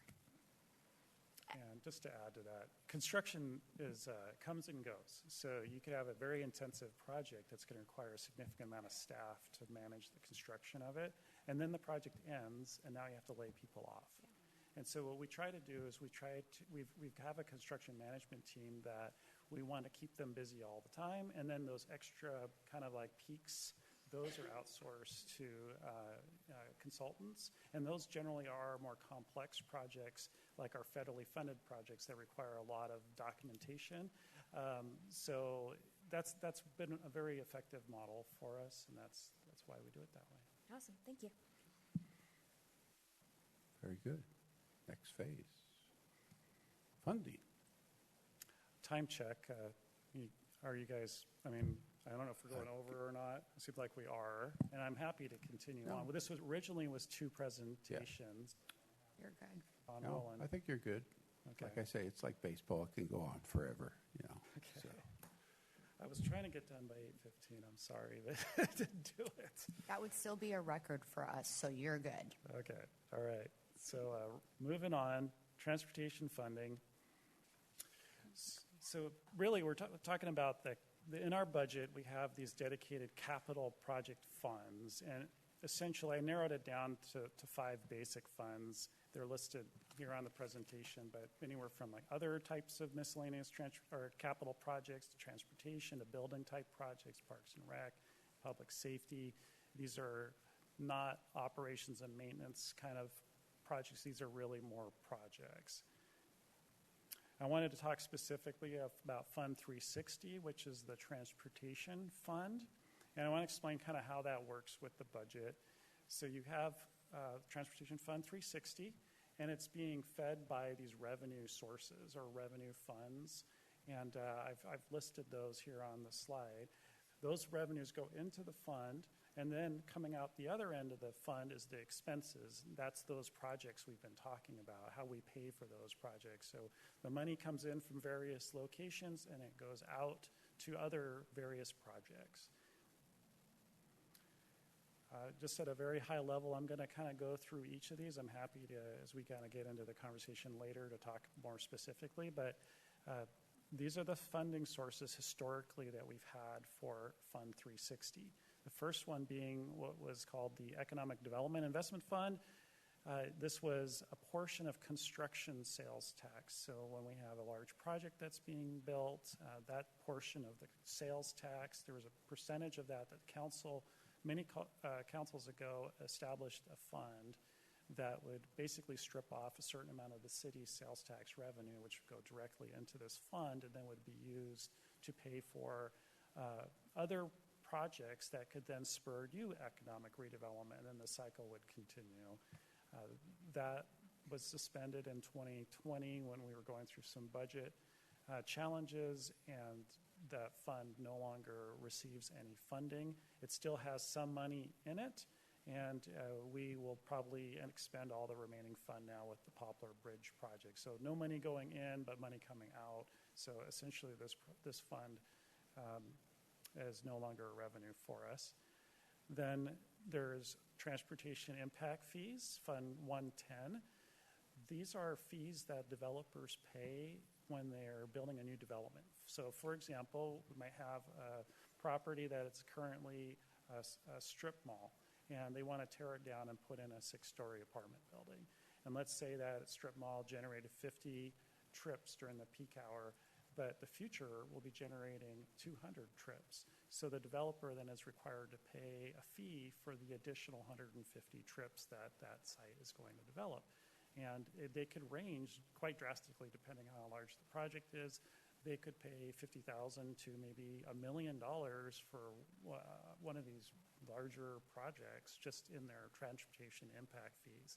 And on the housing side, if you have a single-family home, it's a vacant lot, and they're building a new home, doesn't happen as much anymore. But if it did, they would be required to pay $8,000 just in transportation impact fees. That money goes into a fund that then funds these transportation improvements. The next one is, I'm going to spend more time on this one later. I have a slide specific to this one, but this is where we get the majority, other than grants, the majority of our funding is Transportation Benefit District. It's funded out of two primary funding sources. One is sales tax. The voters approved a 0.1% sales tax increase to fund transportation projects. It also is funded by vehicle car tab, so every vehicle in the city pays $40 per car. So between those two funding sources, that all goes into Fund 150. The next one on the list is real estate excise tax. This is whenever properties are sold in Lynnwood, they're required to pay a tax. This tax then can be used to pay for capital projects. So it's not just transportation. This is shared between all capital projects, being parks projects or building projects. It also is transportation projects. Then the Capital Development Fund 333. This is essentially a general fund contribution into Fund 360. This used to occur, and then it was suspended. Then there's the utility fund. A lot of the projects, as Nick mentioned earlier, we might be building a new street, and we'll put in a water line with that street. So the utility fund will pay for the water line portion of the project. And then grants and state and federal grants. And the next slide shows kind of the dollar amounts. Before we suspended the Economic Development Investment Fund, it generated roughly $1 million per year. Transportation impact fees, highly variable. There's years where we've generated only $100,000, and there's other years we've generated $2 million. We budget around $750,000 per year on that. It's hard to predict because it really depends on what buildings get built when. Transportation Benefit District, between the sales tax and the car tab, is around $4 million. Roughly $3 million of it's the sales tax. The other roughly $1 million is car tab. Real estate excise tax, $1.5 million. So again, as I mentioned, that's $3 million roughly total per year, but then it gets divvied up between parks and buildings. So roughly $1.5 million to transportation. And then I looked back, the Capital Development Fund had historically contributed $2 million from the general fund to Fund 360. Actually, not just Fund 360, but to all the capital funds. Transportation, specifically Fund 360, was roughly $250,000. I didn't have data to go back far enough, but for the one I did see, it was roughly $250,000, that particular budget per year. Then utilities is highly dependent on the amount of money that we might need for the projects. And then grants. By far the largest funding source for these type of projects, $8 to $9 million. I went back 10 years and averaged out the grants that we've received, and it's amazing. We came in at almost $9 million per year on average over the last 10 years. That's a significant amount of money. So I think we should all be very proud of that, and to be able to leverage the city's money to bring all this. A lot of it has to do with we are one of the few regional growth centers in our county. We're at the very south end of our county, so a lot of times funding has to come to different counties, and they look at Snohomish County and say, what should we fund in Snohomish County? Well, Lynnwood, being close to the King County border, just that alone, we end up scoring higher. We're at the confluence of major freeways, and we have a light rail station that a lot of other cities don't have. So we in Snohomish County, I should say. So we compete very, very well, and we'll continue to do that. But the caveat that I wanted to put there is we really don't want to become dependent on this, because it's possible that we aren't as successful at getting grants in the future, and that would have a significant impact on our funding for our program. So the best would be to build a very robust local funding for our projects, and then any grant funding we get is like extra. We'll build more, but we just wanted to emphasize that and not become heavily reliant on grants. So I summarized those kind of annual totals, and it came out, when you take out roughly $1 million to go toward operations and maintenance, about $14 million per year, which is a significant amount of money. And how much will that $14 million per year fund? Those 7 projects, roughly, plus a few small ones here and there, over the next 10 years. Again, here's those roughly 7 projects. That's what we're hoping to accomplish and use these funds to spend on. But we acknowledge that there's more that can be done in terms of transportation, more that we would like to do. For example, paving, this roughly we had allocated about $2.5 million per year, but we really do need to spend more than that to really keep up with the degradation of pavement over time. We've had extensive conversations about Connect Lynnwood and non-motorized improvements. Staff's very much in support of that. We'd love to be way more aggressive about that. So I'm going to get into, sorry, can we go back 1 second? Sure. I'd just like to interject something here for a moment. One is we found out last week that we are receiving another $1.5 million from the state for Poplar Way project. I know there's several people around this table that helped us get there, so I do want to extend my appreciation for that. But to David's point also, you can see for $14 million available, 8.5 of that comes from grants, which there's no guarantee on that money. So we've been successful, very successful in doing so. But, to say it's an unreliable source of money, certainly an ongoing source to rely on, I think that's a really important takeaway on this.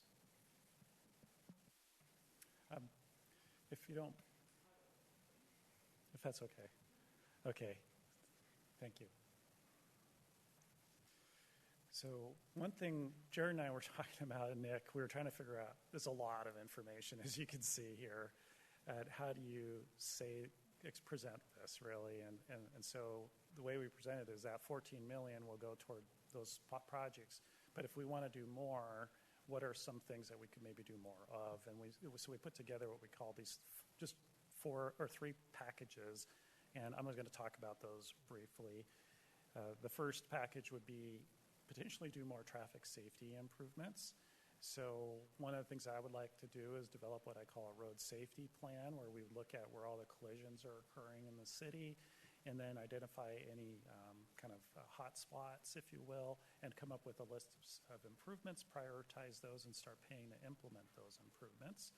Another part of it would be a kind of a more aggressive neighborhood traffic calming program, where, right now, people are actually, we will have a presentation on this here in a month, but people regularly want to have more ways to slow people from cutting through their neighborhood or slow them down their street. And ways you can do that is to add speed radar signs or speed humps or traffic islands or curb extensions. These are good engineering. If they're designed right and placed well, they make an improvement. And then another is add new traffic signals at intersection that currently might not have a traffic signal, or maybe they're just stop signs. There's a few locations in the city where currently warrant that, but we don't have funding to build new traffic signals, standalone traffic signals, or they potentially could even be a roundabout. So that is one package that we put together that, we didn't put cost to this right now. We just really initially just wanted to have an initial conversation. The next package is, this is more of what I call kind of the Connect to Lynnwood package.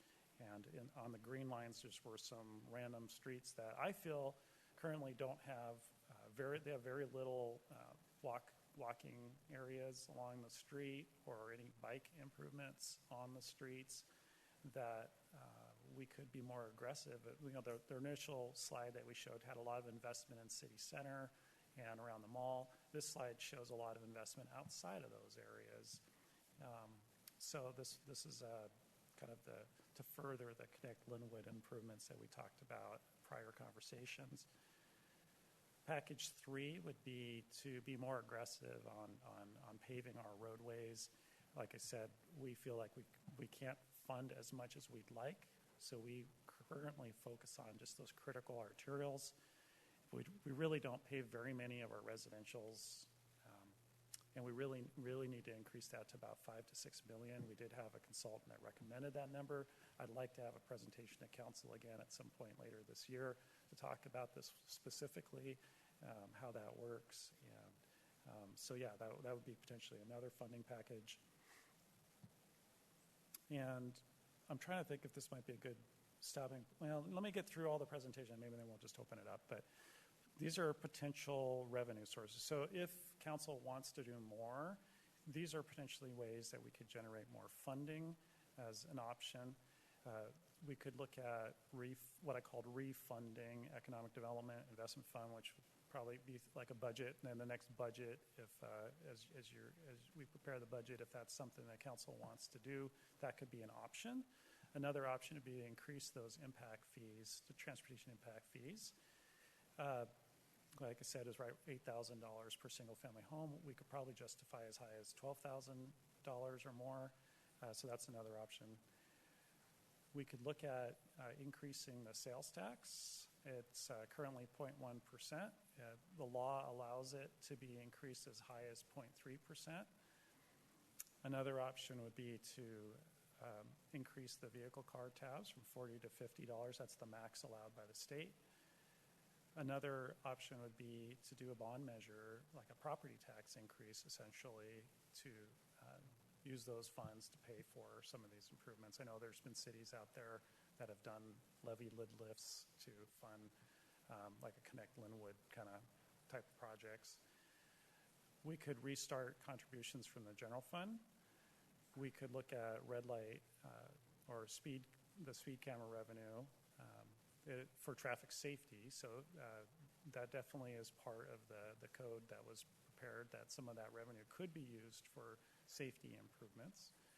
And then the last one I have is the tax increment financing, which council's already done, and I don't think we have capacity to do more. So we'll have to look into that one more to see if we can do more of that. I'd like to interject one thing here. We are not recommending or endorsing any of these right now. We're simply laying out the possibilities to consider for you. Thank you, Jared. And the last one really is our transportation. I just wanted to spend a little bit more time on the transportation benefit district because it is really our biggest funding source outside of grants. And this was something that back around 2010, the state legislature approved a new law that allowed cities to do this. And since then, a lot of cities have implemented either a vehicle tab fee or a sales tax. And initially it was, you had to create your own board. So for many years, this council sat on a separate transportation benefit district board. And the mayor wasn't part of it. There was one of the council members was the board president. And that's how we operated for many years. It had it, and then eventually the state changed that. So it said that the city council could assume that responsibility. So just a little background, if any of you are interested. So now we don't have separate transportation benefit district meetings anymore like we used to. Now they're just part of the city council meetings. and the budget is no longer a separate budget like we used to have. It's all just part of the city budget. So Fund 150 is that portion of this overall city budget. And I did talk about some of the other options. I don't want to get into maybe a lot more detail other than the sales tax that was voted in by the public back in April of 2017. State law only allows that to be in effect for 10 years. So we're coming up on that rapidly. That would be April 1st, 2027. So it will automatically expire, and that is $3 million roughly per year. That would just go away. Staff is recommending that, and council can do this now. This was a recent change with the state legislature. Council can put into effect or extend a 0.1% without a public vote. So we are recommending that council does that. We do plan on bringing the necessary paperwork back to council probably sometime in May-ish, somewhere around there, and asking that council would consider and continue that 0.1%. That's all I have. Do you guys have anything else you want to add to that for now? I would just say, the timing of that kind of helps us in our budgeting as we budget for the next 2 years, as we start to plan for it, knowing what revenues we're going to have going into that. Because without that, it would expire, a quarter of the way through that budget. So that's the reasoning behind our timing on that. Very good. Councilmember Mata. For the grants that we have not solidified, $8.5 million in grants, are there restrictions on these that require them to go to capital projects, to some of these projects, or is it general public works, transportation money? Most every grant that we apply for has restrictions as to what it can be applied for. As an example, Parks has RCO grants. They can only be applied to those elements. They're restricted to some transportation elements depending on whether they're there. Our state funding that we've gotten and our Poplar grants, they do not cover utilities. We can't cover the cost of the utility. We are raising the water line on Poplar. So none of those grant dollars can go to pay for that. We have to do that on the city's dime. Basically every grant we apply for has a stipulation in it as to what it applies for. There are safe routes to school grants that have to deal with making those routes to those schools better and more accessible for pedestrians. There's also TIB state funding that only focuses on sidewalks and ADA improvements. There are ones that focus only on multimodal, non-vehicular transportation. So we try to target our projects to the grants we know we can achieve while also meeting what the vision for the city has been and kind of been set in front of us. And just to add to that, too, every grant application is specific to a project. Yeah. So this grant is for the Poplar project. This project grant is for. So it's not like we just have $8.5 million that we can spend on anything. So when you say we have $14 million, per year available, we really don't have that amount that we can just use for anything. So if you're asking for our opinion on what you think we should spend this money on moving forward, I'm going to be really honest and say that I would so much rather us spend the money on project package number 1 and number 2 than any of these capital projects.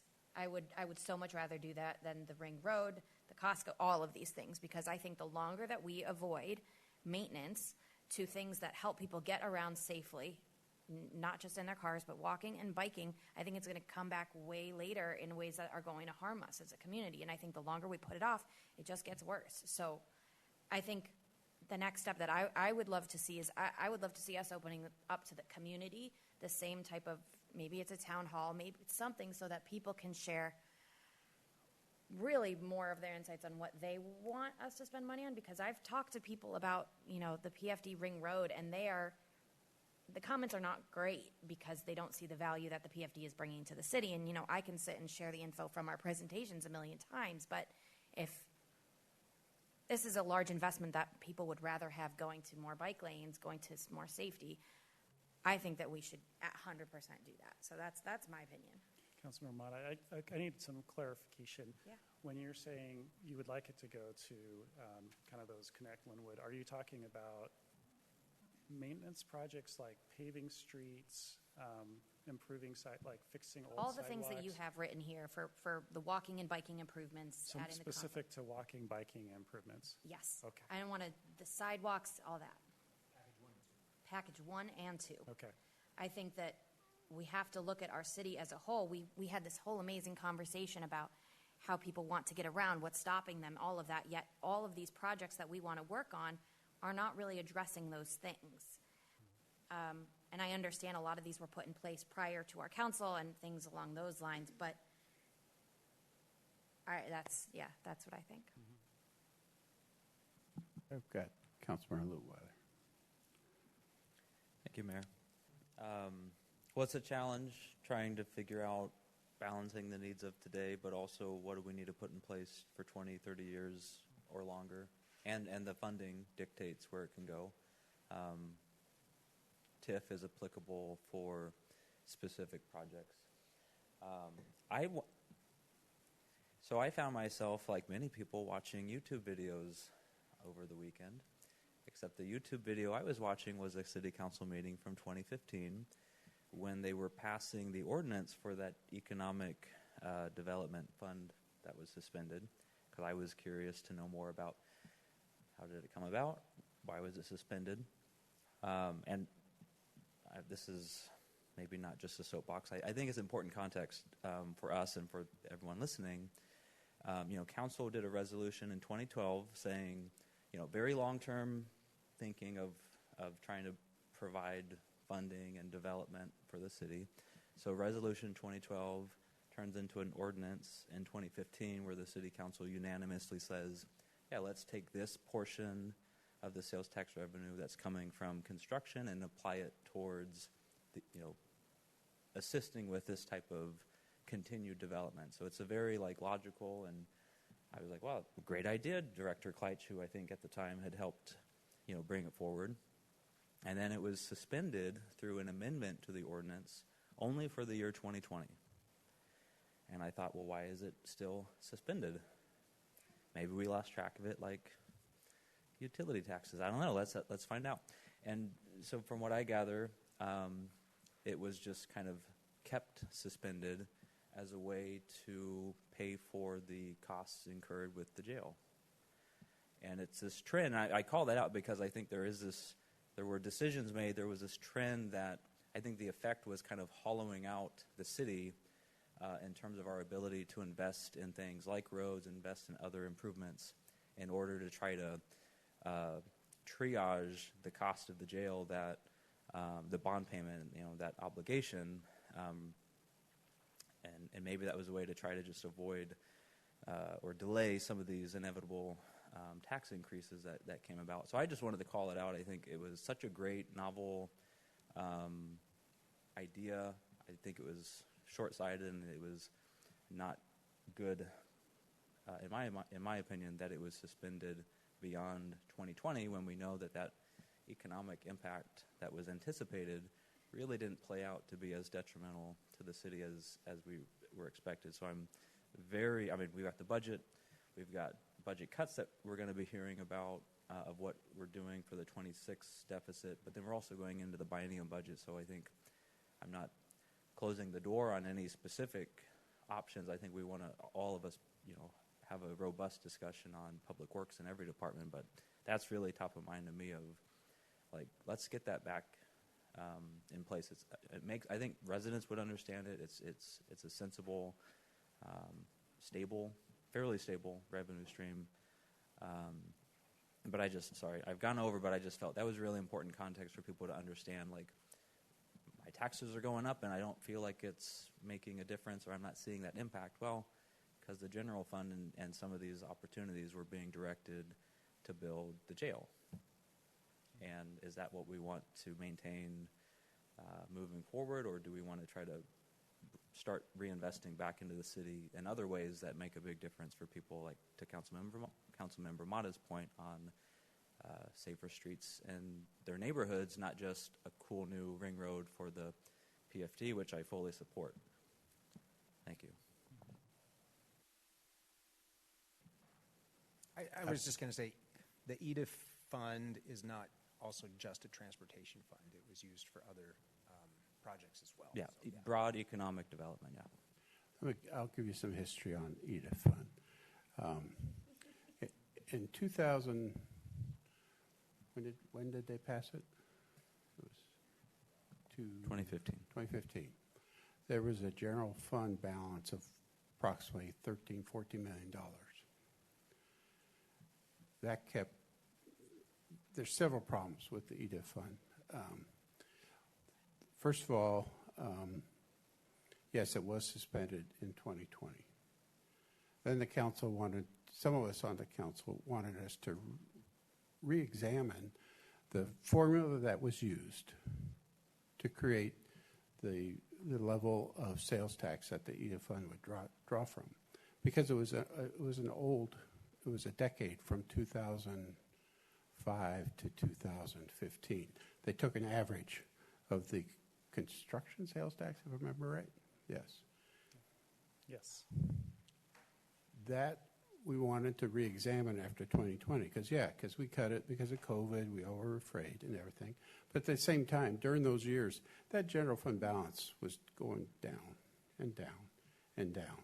And so there was a concern that, okay, we are losing sales tax revenue by putting it into EDIF, and we're actually funding both the capital projects of $2 million and EDIF fund through that general fund that kept going down and down and down. So that was the concern. That was the suspension. The council never could get that EDIF fund structure re-examined for whatever reason. And so that's why it was never reinstated again. It wasn't basically because of the jail. It was because we were concerned that the general fund balance kept on going down and down, and it has continued to go down and down through the years. So no problem with re-examining EDIF, but at the same time, I think you need to re-examine the formula that it's based on. We should look at the LMC then. Well, I'm just saying the council made those decisions because of basically the concern of the general fund going down. History lesson. What do I have on the list? I have Council Vice President and Council President. Okay. Thank you for that. At least one of us was here to educate us on what happened back then in between the YouTube episodes. I thought I was done, but Councilwoman Mata just brought something up to mind, and interestingly enough, I just brought it up during break to President Coelho, and that I did a training last week in that elected officials thing that I'm doing, and it was all about budget. And I thought, well, I've already done all my lessons learned. What could I learn in here, right? I will tell them what not to do, is what I thought. But they had some people from out of state and a young lady in the city of Seattle, and they introduced us to a couple of concepts, or me, maybe others on the call knew about it, but it was the participatory budgeting. Love that idea. They do it in New York, and I always see posters for it. So for those that aren't aware, basically it allows the community to have a small say in a project, or some. In Seattle, they gave them 6, and it doesn't guarantee it, but they get to have a say in what kind of projects they would actually want and have. And I thought to myself, I didn't even know that was a thing. Usually we're just like cool or not cool, or we get to have a say once they've been presented to us. So I was enlightened on this thing that has worked, and they scale it to your city apparently, and it's some use it for only capital projects versus operational. Apparently Nashville went through this process, and they decided it wasn't good to use that for operational funds, but maybe they're capital projects. So we can meet, and I can pass you along the learnings and the slideshow presentations if that's something that you wanted to discuss. I was going to also pass it along to President Coelho, along with other ideas that people had just in engaging council in the process that I thought was way enlightening. And if we had done that years ago, maybe, Lynnwood wouldn't be in the boat before, but it was something simple, even like after the mayor and the departments get their budget together, council sends like departmental surveys. Hey, how do you feel about it? Was it enough? Do you think it's enough? Why or why not? And like really a more integrated, at the end of the day, it's still the mayor's budget, but then there could be like an alternative. And so anyhow, I have all these learnings. And so if either of you all would like to pick my brain on what I was educated with and want us to bring it to a future work session to discuss with the greater group, I would be open to that. And so I just wanted to pass that along to everybody. Have you guys heard about it at all? Or the concept? If you're willing to share the information with Share it us, with you guys I'd too? love to read up Yeah, and learn definitely. Definitely. It's like an RFP process for the community of projects, of their wishes that they come up with, kind of thing. Council President. Thank you, Mayor. Great presentation. I know, again, you're looking for what thrust do we want to take? What direction do we want to take? Increased transportation funding? Is that what I'm kind of getting at with these project packages? Well, I think there's a few things we want to take away generally is, hey, here's the projects we're currently working on. Do you think we should continue? I feel like we do. That was one part of it. The other part of it is how much funding we have, just to educate you guys. And then, if you want us to do more, then here's other funding. And we're happy to come back with any component of this. You want to dive deeper into it to provide more information on this. But that was generally our takeaway, or our goal, I should say. No, I appreciate that, and I like the simplicity. I'm always a fan of multiple choice, always have been. And you've got some great multiple choice answers. There is, I think, a little bit of context of how much some of this stuff costs. That would be helpful. Like, I don't know, are these all $6 million packages? Right. Because I'm thinking like, I don't know, a little traffic circle in a neighborhood looks a lot different from a giant new traffic light intersection with crosswalks and medians and road diets and curb bump outs and this and that thing. So I think understanding what the ask is would be helpful, especially in a budget-minded year that this one is shaping up to be. I think that additionally, when we're looking at some of these transportation funding options, ultimately the one that looks like it's going to move the needle the most are going to be, thank you, they're going to be things that we either take to the voters, which is that transportation benefit district 0.2 to 0.3% sales tax, and we're looking at a bond measure. And those two things then enter the realm of politics, just straight up. And so we begin to have to think about what is the most politically viable thing to put out there. And if I'm just thinking from the average resident I've talked to, that the traffic calming one is going to be the one that sells all this, if we were to go that route. So that's kind of where my mind is at. I don't see a whole lot of people getting excited over repaving roads. That being said, I know it's so important, and I know that is going to tank us if we don't do it and don't upkeep it. But the average voter, that's my main concern with participatory budgeting and things like that, is they're not sitting through hours and hours and hours of presentations and packets and getting all this information like we are. We are kind of having to be the citizen experts here. And so I'm more in favor of generally going to the voters during election season, learning, and then taking with that applied knowledge and putting it to play here. But I am interested in learning more about participatory budgeting. Maybe that could be a finance committee discussion. I do have a question, though. We passed the Transportation Benefit District a while back. We got a 0.1% sales tax. This is the voter-approved initiative. I don't recall exactly what the vote was. I imagine it was probably like 60-40, something like that. It was pretty significant. I think it was around 60-40, somewhere in that range.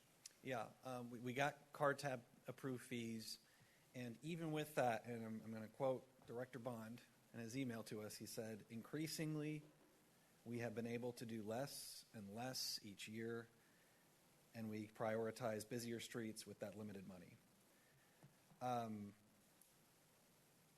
Why is that?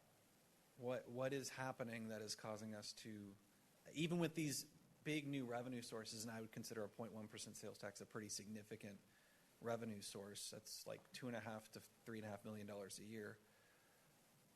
What's going on? Start, and then I'm going to turn it over to you, Nick, if that sounds good. So you'll notice, if we can do that, go back. The funding.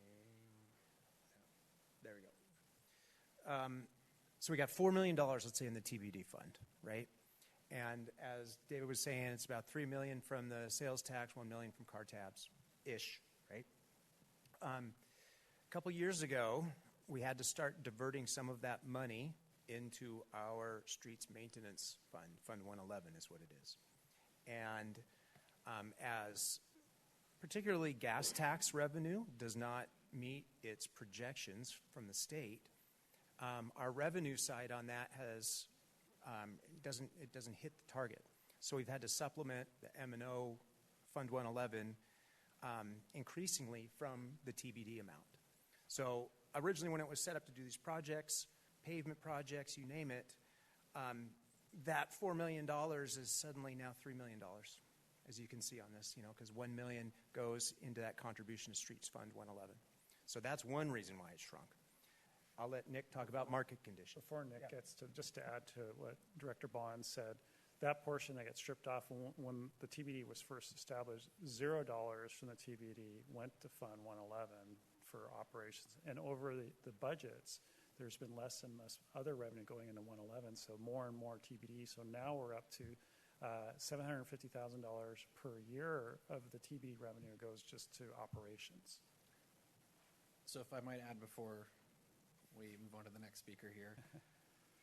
So the funding sources that are drying up are specifically, or at least not hitting the metrics we expected, are a gas tax.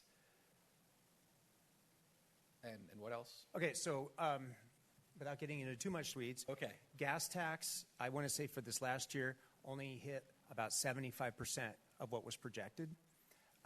There's also, there's 4 pots of money that go into that fund. The other one is right-of-way permit fees. And as we know, we're kind of, construction has stalled, let's just say, for a little bit. So that fell short as well. Now, couple that with our discussion earlier about insurance. Insurance costs have dramatically increased, particularly in our streets fund. And to the point where we didn't project the increases in insurance, particularly from Fund 111. And so automatically in 25, I want to say, it was $100,000 more than what was budgeted. And we didn't prepare for that, let alone budget for it. And that's the same for 2026. So if you think of revenue shortfall plus increased costs that are out of our control, it's kind of the same thing. Suddenly now we're short. Okay, now I'll talk about the sexy part for contractors. Expenses. A big issue we've experienced on all our projects is just escalation. Projects have gotten more expensive over the years. To give an example, I hired on in 2015, immediately took over the Poplar Bridge project. It was estimated at $25 million for construction at that point. Within 3 years, it was $30 million. Within 5, it was 40. When we bid it, it was 45. Our paving projects, when I hired on, were $800,000 to do a good stretch of paving between 2 major city blocks. It's now 1.8. The costs go up, and the city doesn't really have the ability to seek the absolute cheapest bids out there. State bidding law basically mandates that we have to open bid it. And then it becomes a competition between the contractors. Sometimes that drives price down, sometimes it doesn't. Lakeside is one of the few places we get paving estimates from anymore, and they've bought up a ton of small paving outfits out there, such that now when they bid it, they're bidding it higher than everybody else has ever seen. So there are just expenses that have kept growing out there. You then have natural inflation over that time. So if our revenue sources aren't increasing as inflation is increasing, we're going to do less inherently with what we have. And then my turn. So regulations have changed as well. So, when I first started, we did these really small little stormwater detention ponds, and now they've become quite elaborate. And then the water quality systems, for example, the Poplar Bridge project, we needed to treat 100% of the existing pavement and the additional pavement where it used to be you just treated the existing pavement. So I would say the paving projects, we used to just pave a road. Now I call it more of a sidewalk project almost than a paving project, because we go back out and make sure that there's no cracks in the pavement and those ramps. If they're not to standard, we go back out and we rip out a bunch of concrete sidewalk before we pave the road and bring that all up to standard, and then we pave it. So things that were previously were not a regulatory requirement that are now, or a stricter requirement, have also added to the cost of the project. Like the treatment plant would be a great example of that. Because of regulatory changes, now we have to replace a treatment plant. So, yeah. So in summary, costs went up, revenues went down, depended upon outside revenues dried up a little bit too, and contractors just are taking a lot more money than they used to. Market conditions, for sure. I mean, it's just the costs just can't keep up with the revenues. We were saying that there's basically only two major paving outfits anymore because they bought everybody up. So even market competition doesn't exist the way it used to. Okay, I just feel like we're in this perfect storm of events where we had all this stuff kind of building up through the late 2010s, and then COVID happened. We all got showered with COVID money to kind of shore up all these deficiencies and cost escalations, and now we're entering that period where the booze has dried up, so to speak, and we have to kind of act more soberly. So, okay. I did have one more comment, and then I'll finish up here. In the email, you talked about, sorry, now I'm going to the email instead of just the presentation. But, I made a question about the cost of bringing things in-house, and the pros seemed like amazing. Everything costs less. We can avoid engineering and design and all these things that maybe slow down the process or increase costs over time with consultant fees. But the big con was just a big upfront cost and additional staffing for those kinds of projects. If there was a package that was bring as much in-house as possible to drive down the cost to residents over time, I'd be in favor of that, and I could sell that. I love that you guys have the little paver now, and you're like doing these little projects here and there, the little new parking spaces that we got, all done in-house. So cool. I kind of anticipated this, and I was speaking with my streets M&O guys. And really, it's staffing. I'll be honest with you. It's staffing, and we could do so much more with, as you can see, the materials costs. There are some upfront equipment costs that are significant, but having the adequate number of people to pull off something like this, even when we go out and we do a paving project, we're borrowing from the storm guys or borrowing from the utility side of things. Right now, we've got 4 streets maintenance workers for the entire city. Even if I was fully staffed, I'd have 6. And I think some of you may have heard this from me before. When Director Franz retired, he left me a binder from 1989. In 1989, they said we needed 7.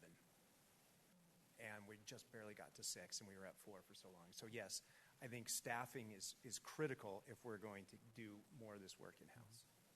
I appreciate you bringing that up, and it's just bringing back a little bit of trauma from our last budget season when you guys spoke to me and the current mayor and Vice President Escamilla, and just talked to us about the stark contrast of where we should be if we're looking at national best practices as far as like road maintenance staffing and where we're at.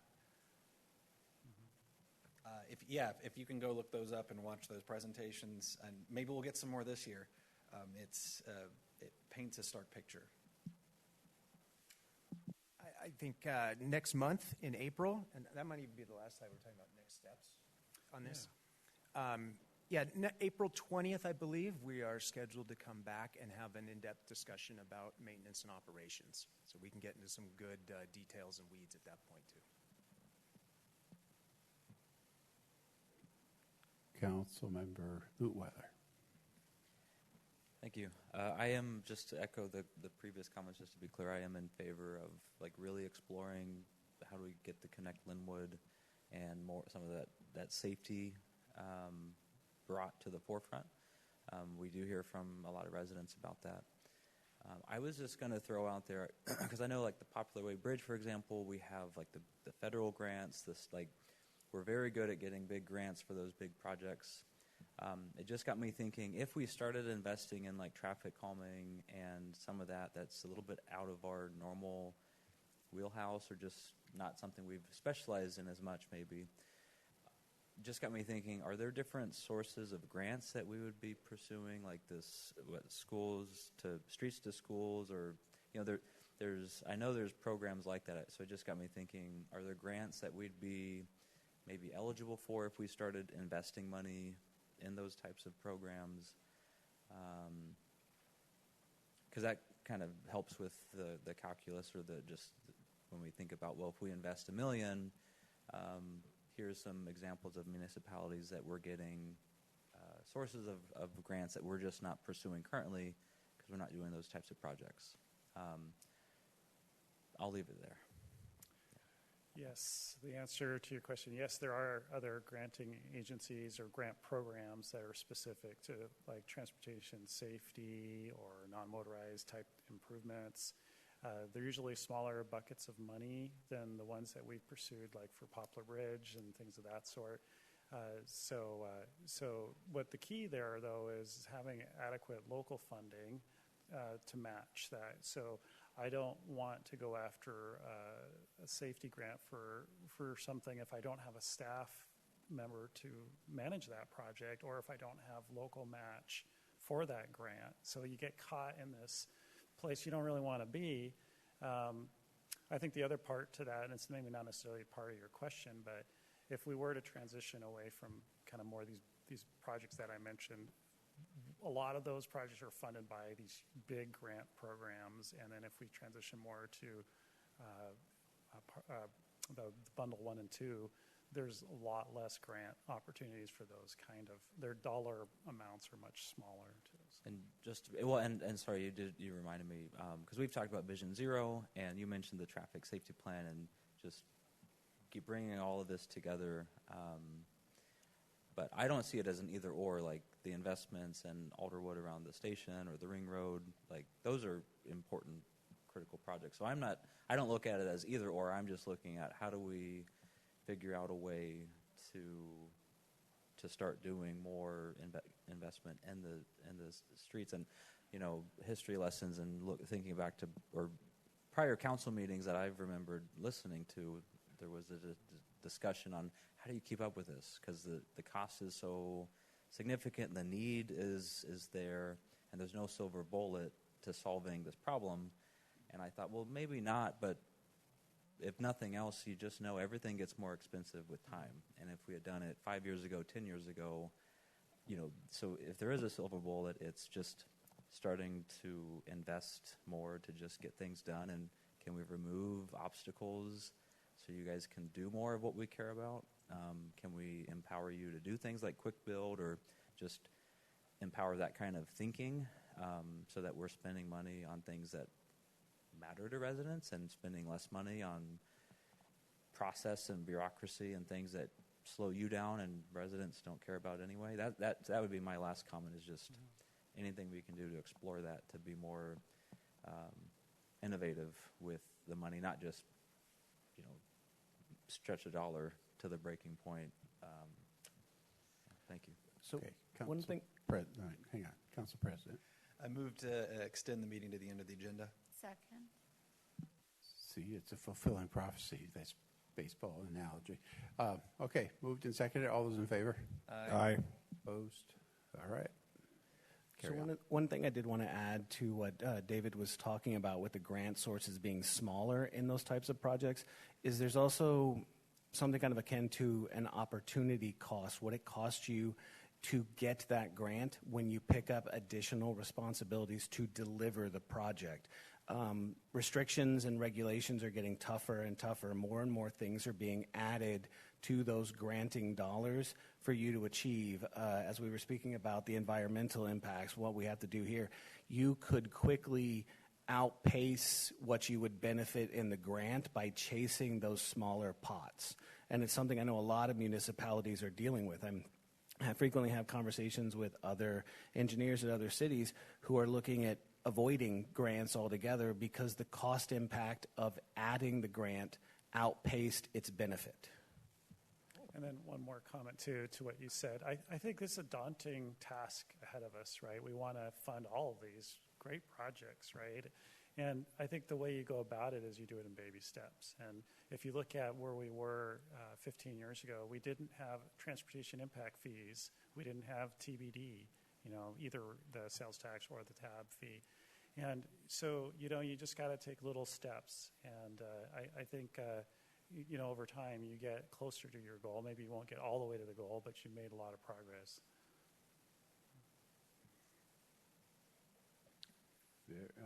Council Vice President. Thanks, guys. Clearly, there's been a lot of time and work already put into these projects. I mean, you said since 2015 you got popular? Like, that's crazy that it's even been thought of that long. It started in 2004. I came in 15, yeah.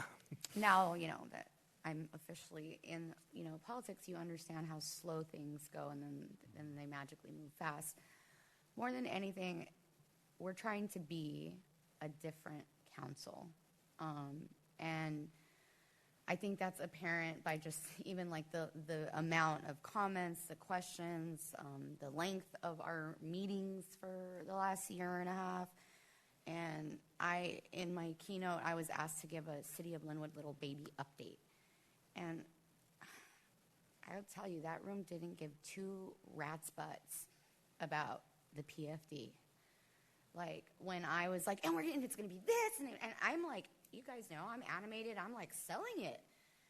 And they did not care. They cared more about taco trucks coming here for a little festival than they did about something good and amazing for the future and economy, because if they don't, and so that's what and not that you don't know, but we're just trying to find a way, I think, to have that and versus, not. And then, these ways, just trying to be more collaborative, trying to get, well, what do you guys want? What kind of project would you, and putting these in front of them, they would probably prioritize these. But the things that we tend to get nerdy and excited about in our technical worlds aren't what the everyday resident gets excited about. There's ancient neighborhoods here that have been here since the inception of Lynnwood that don't even have sidewalk.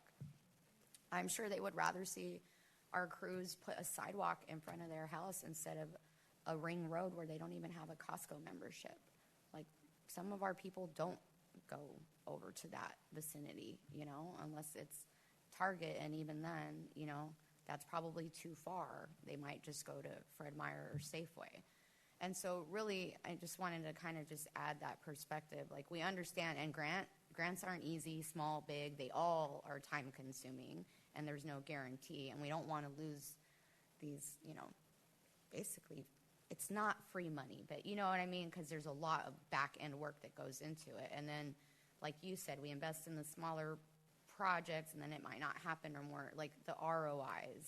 And you guys have clearly hashed out everything in your expertise, and it's not like we're not trusting that. I just wanted to add a little bit of perspective on why at least I feel some of us are kind of not pushing back, but wanting a little bit different or more in this next go round. And if not for now, even like the community surveys, like that probably won't happen this year, maybe not even next year, but we can start having the conversations and putting it in front of the people where they can start seeing that we have intent to make them actually be a part of choosing a project to their likings that they came up with, not that we're like, hey, this is what we've come up with and we've thought is best for you, even though some of us don't actually live here, but we go to the council meetings sometimes. You know what I mean? So anyways, that's it. That's all I have. Thank you. Great. Anything further? All right. Thank you, gentlemen. Thank you. Any new business for tonight? Yes, Council President. Just briefly, it just came to mind. We got talking about participatory budgeting for a moment here, and don't get too excited. It just got me thinking about the Parks Love Plan and how we have not had it kind of presented to this council. I don't think it's been presented in quite a long time. I was thinking of having the Parks Department put a presentation together for us to go over that plan, just kind of like we did with the Connect Lynnwood plan. It is a model example of participatory planning on what our whole park system should look like, what people really want to prioritize on our trail networks and our amenities, and I think we could probably benefit in learning how that process worked if we want to go down that rabbit hole. Any interest? Thumbs up? That sounds great. Cool. All right. I'll get it on there. Very good. And then a question was brought up about the Lynnwood vision, and actually I hope to revisit the vision in 2027 because it was created in 2009. It was reaffirmed in 2015, and it has not been touched since then. So look for it in 2027.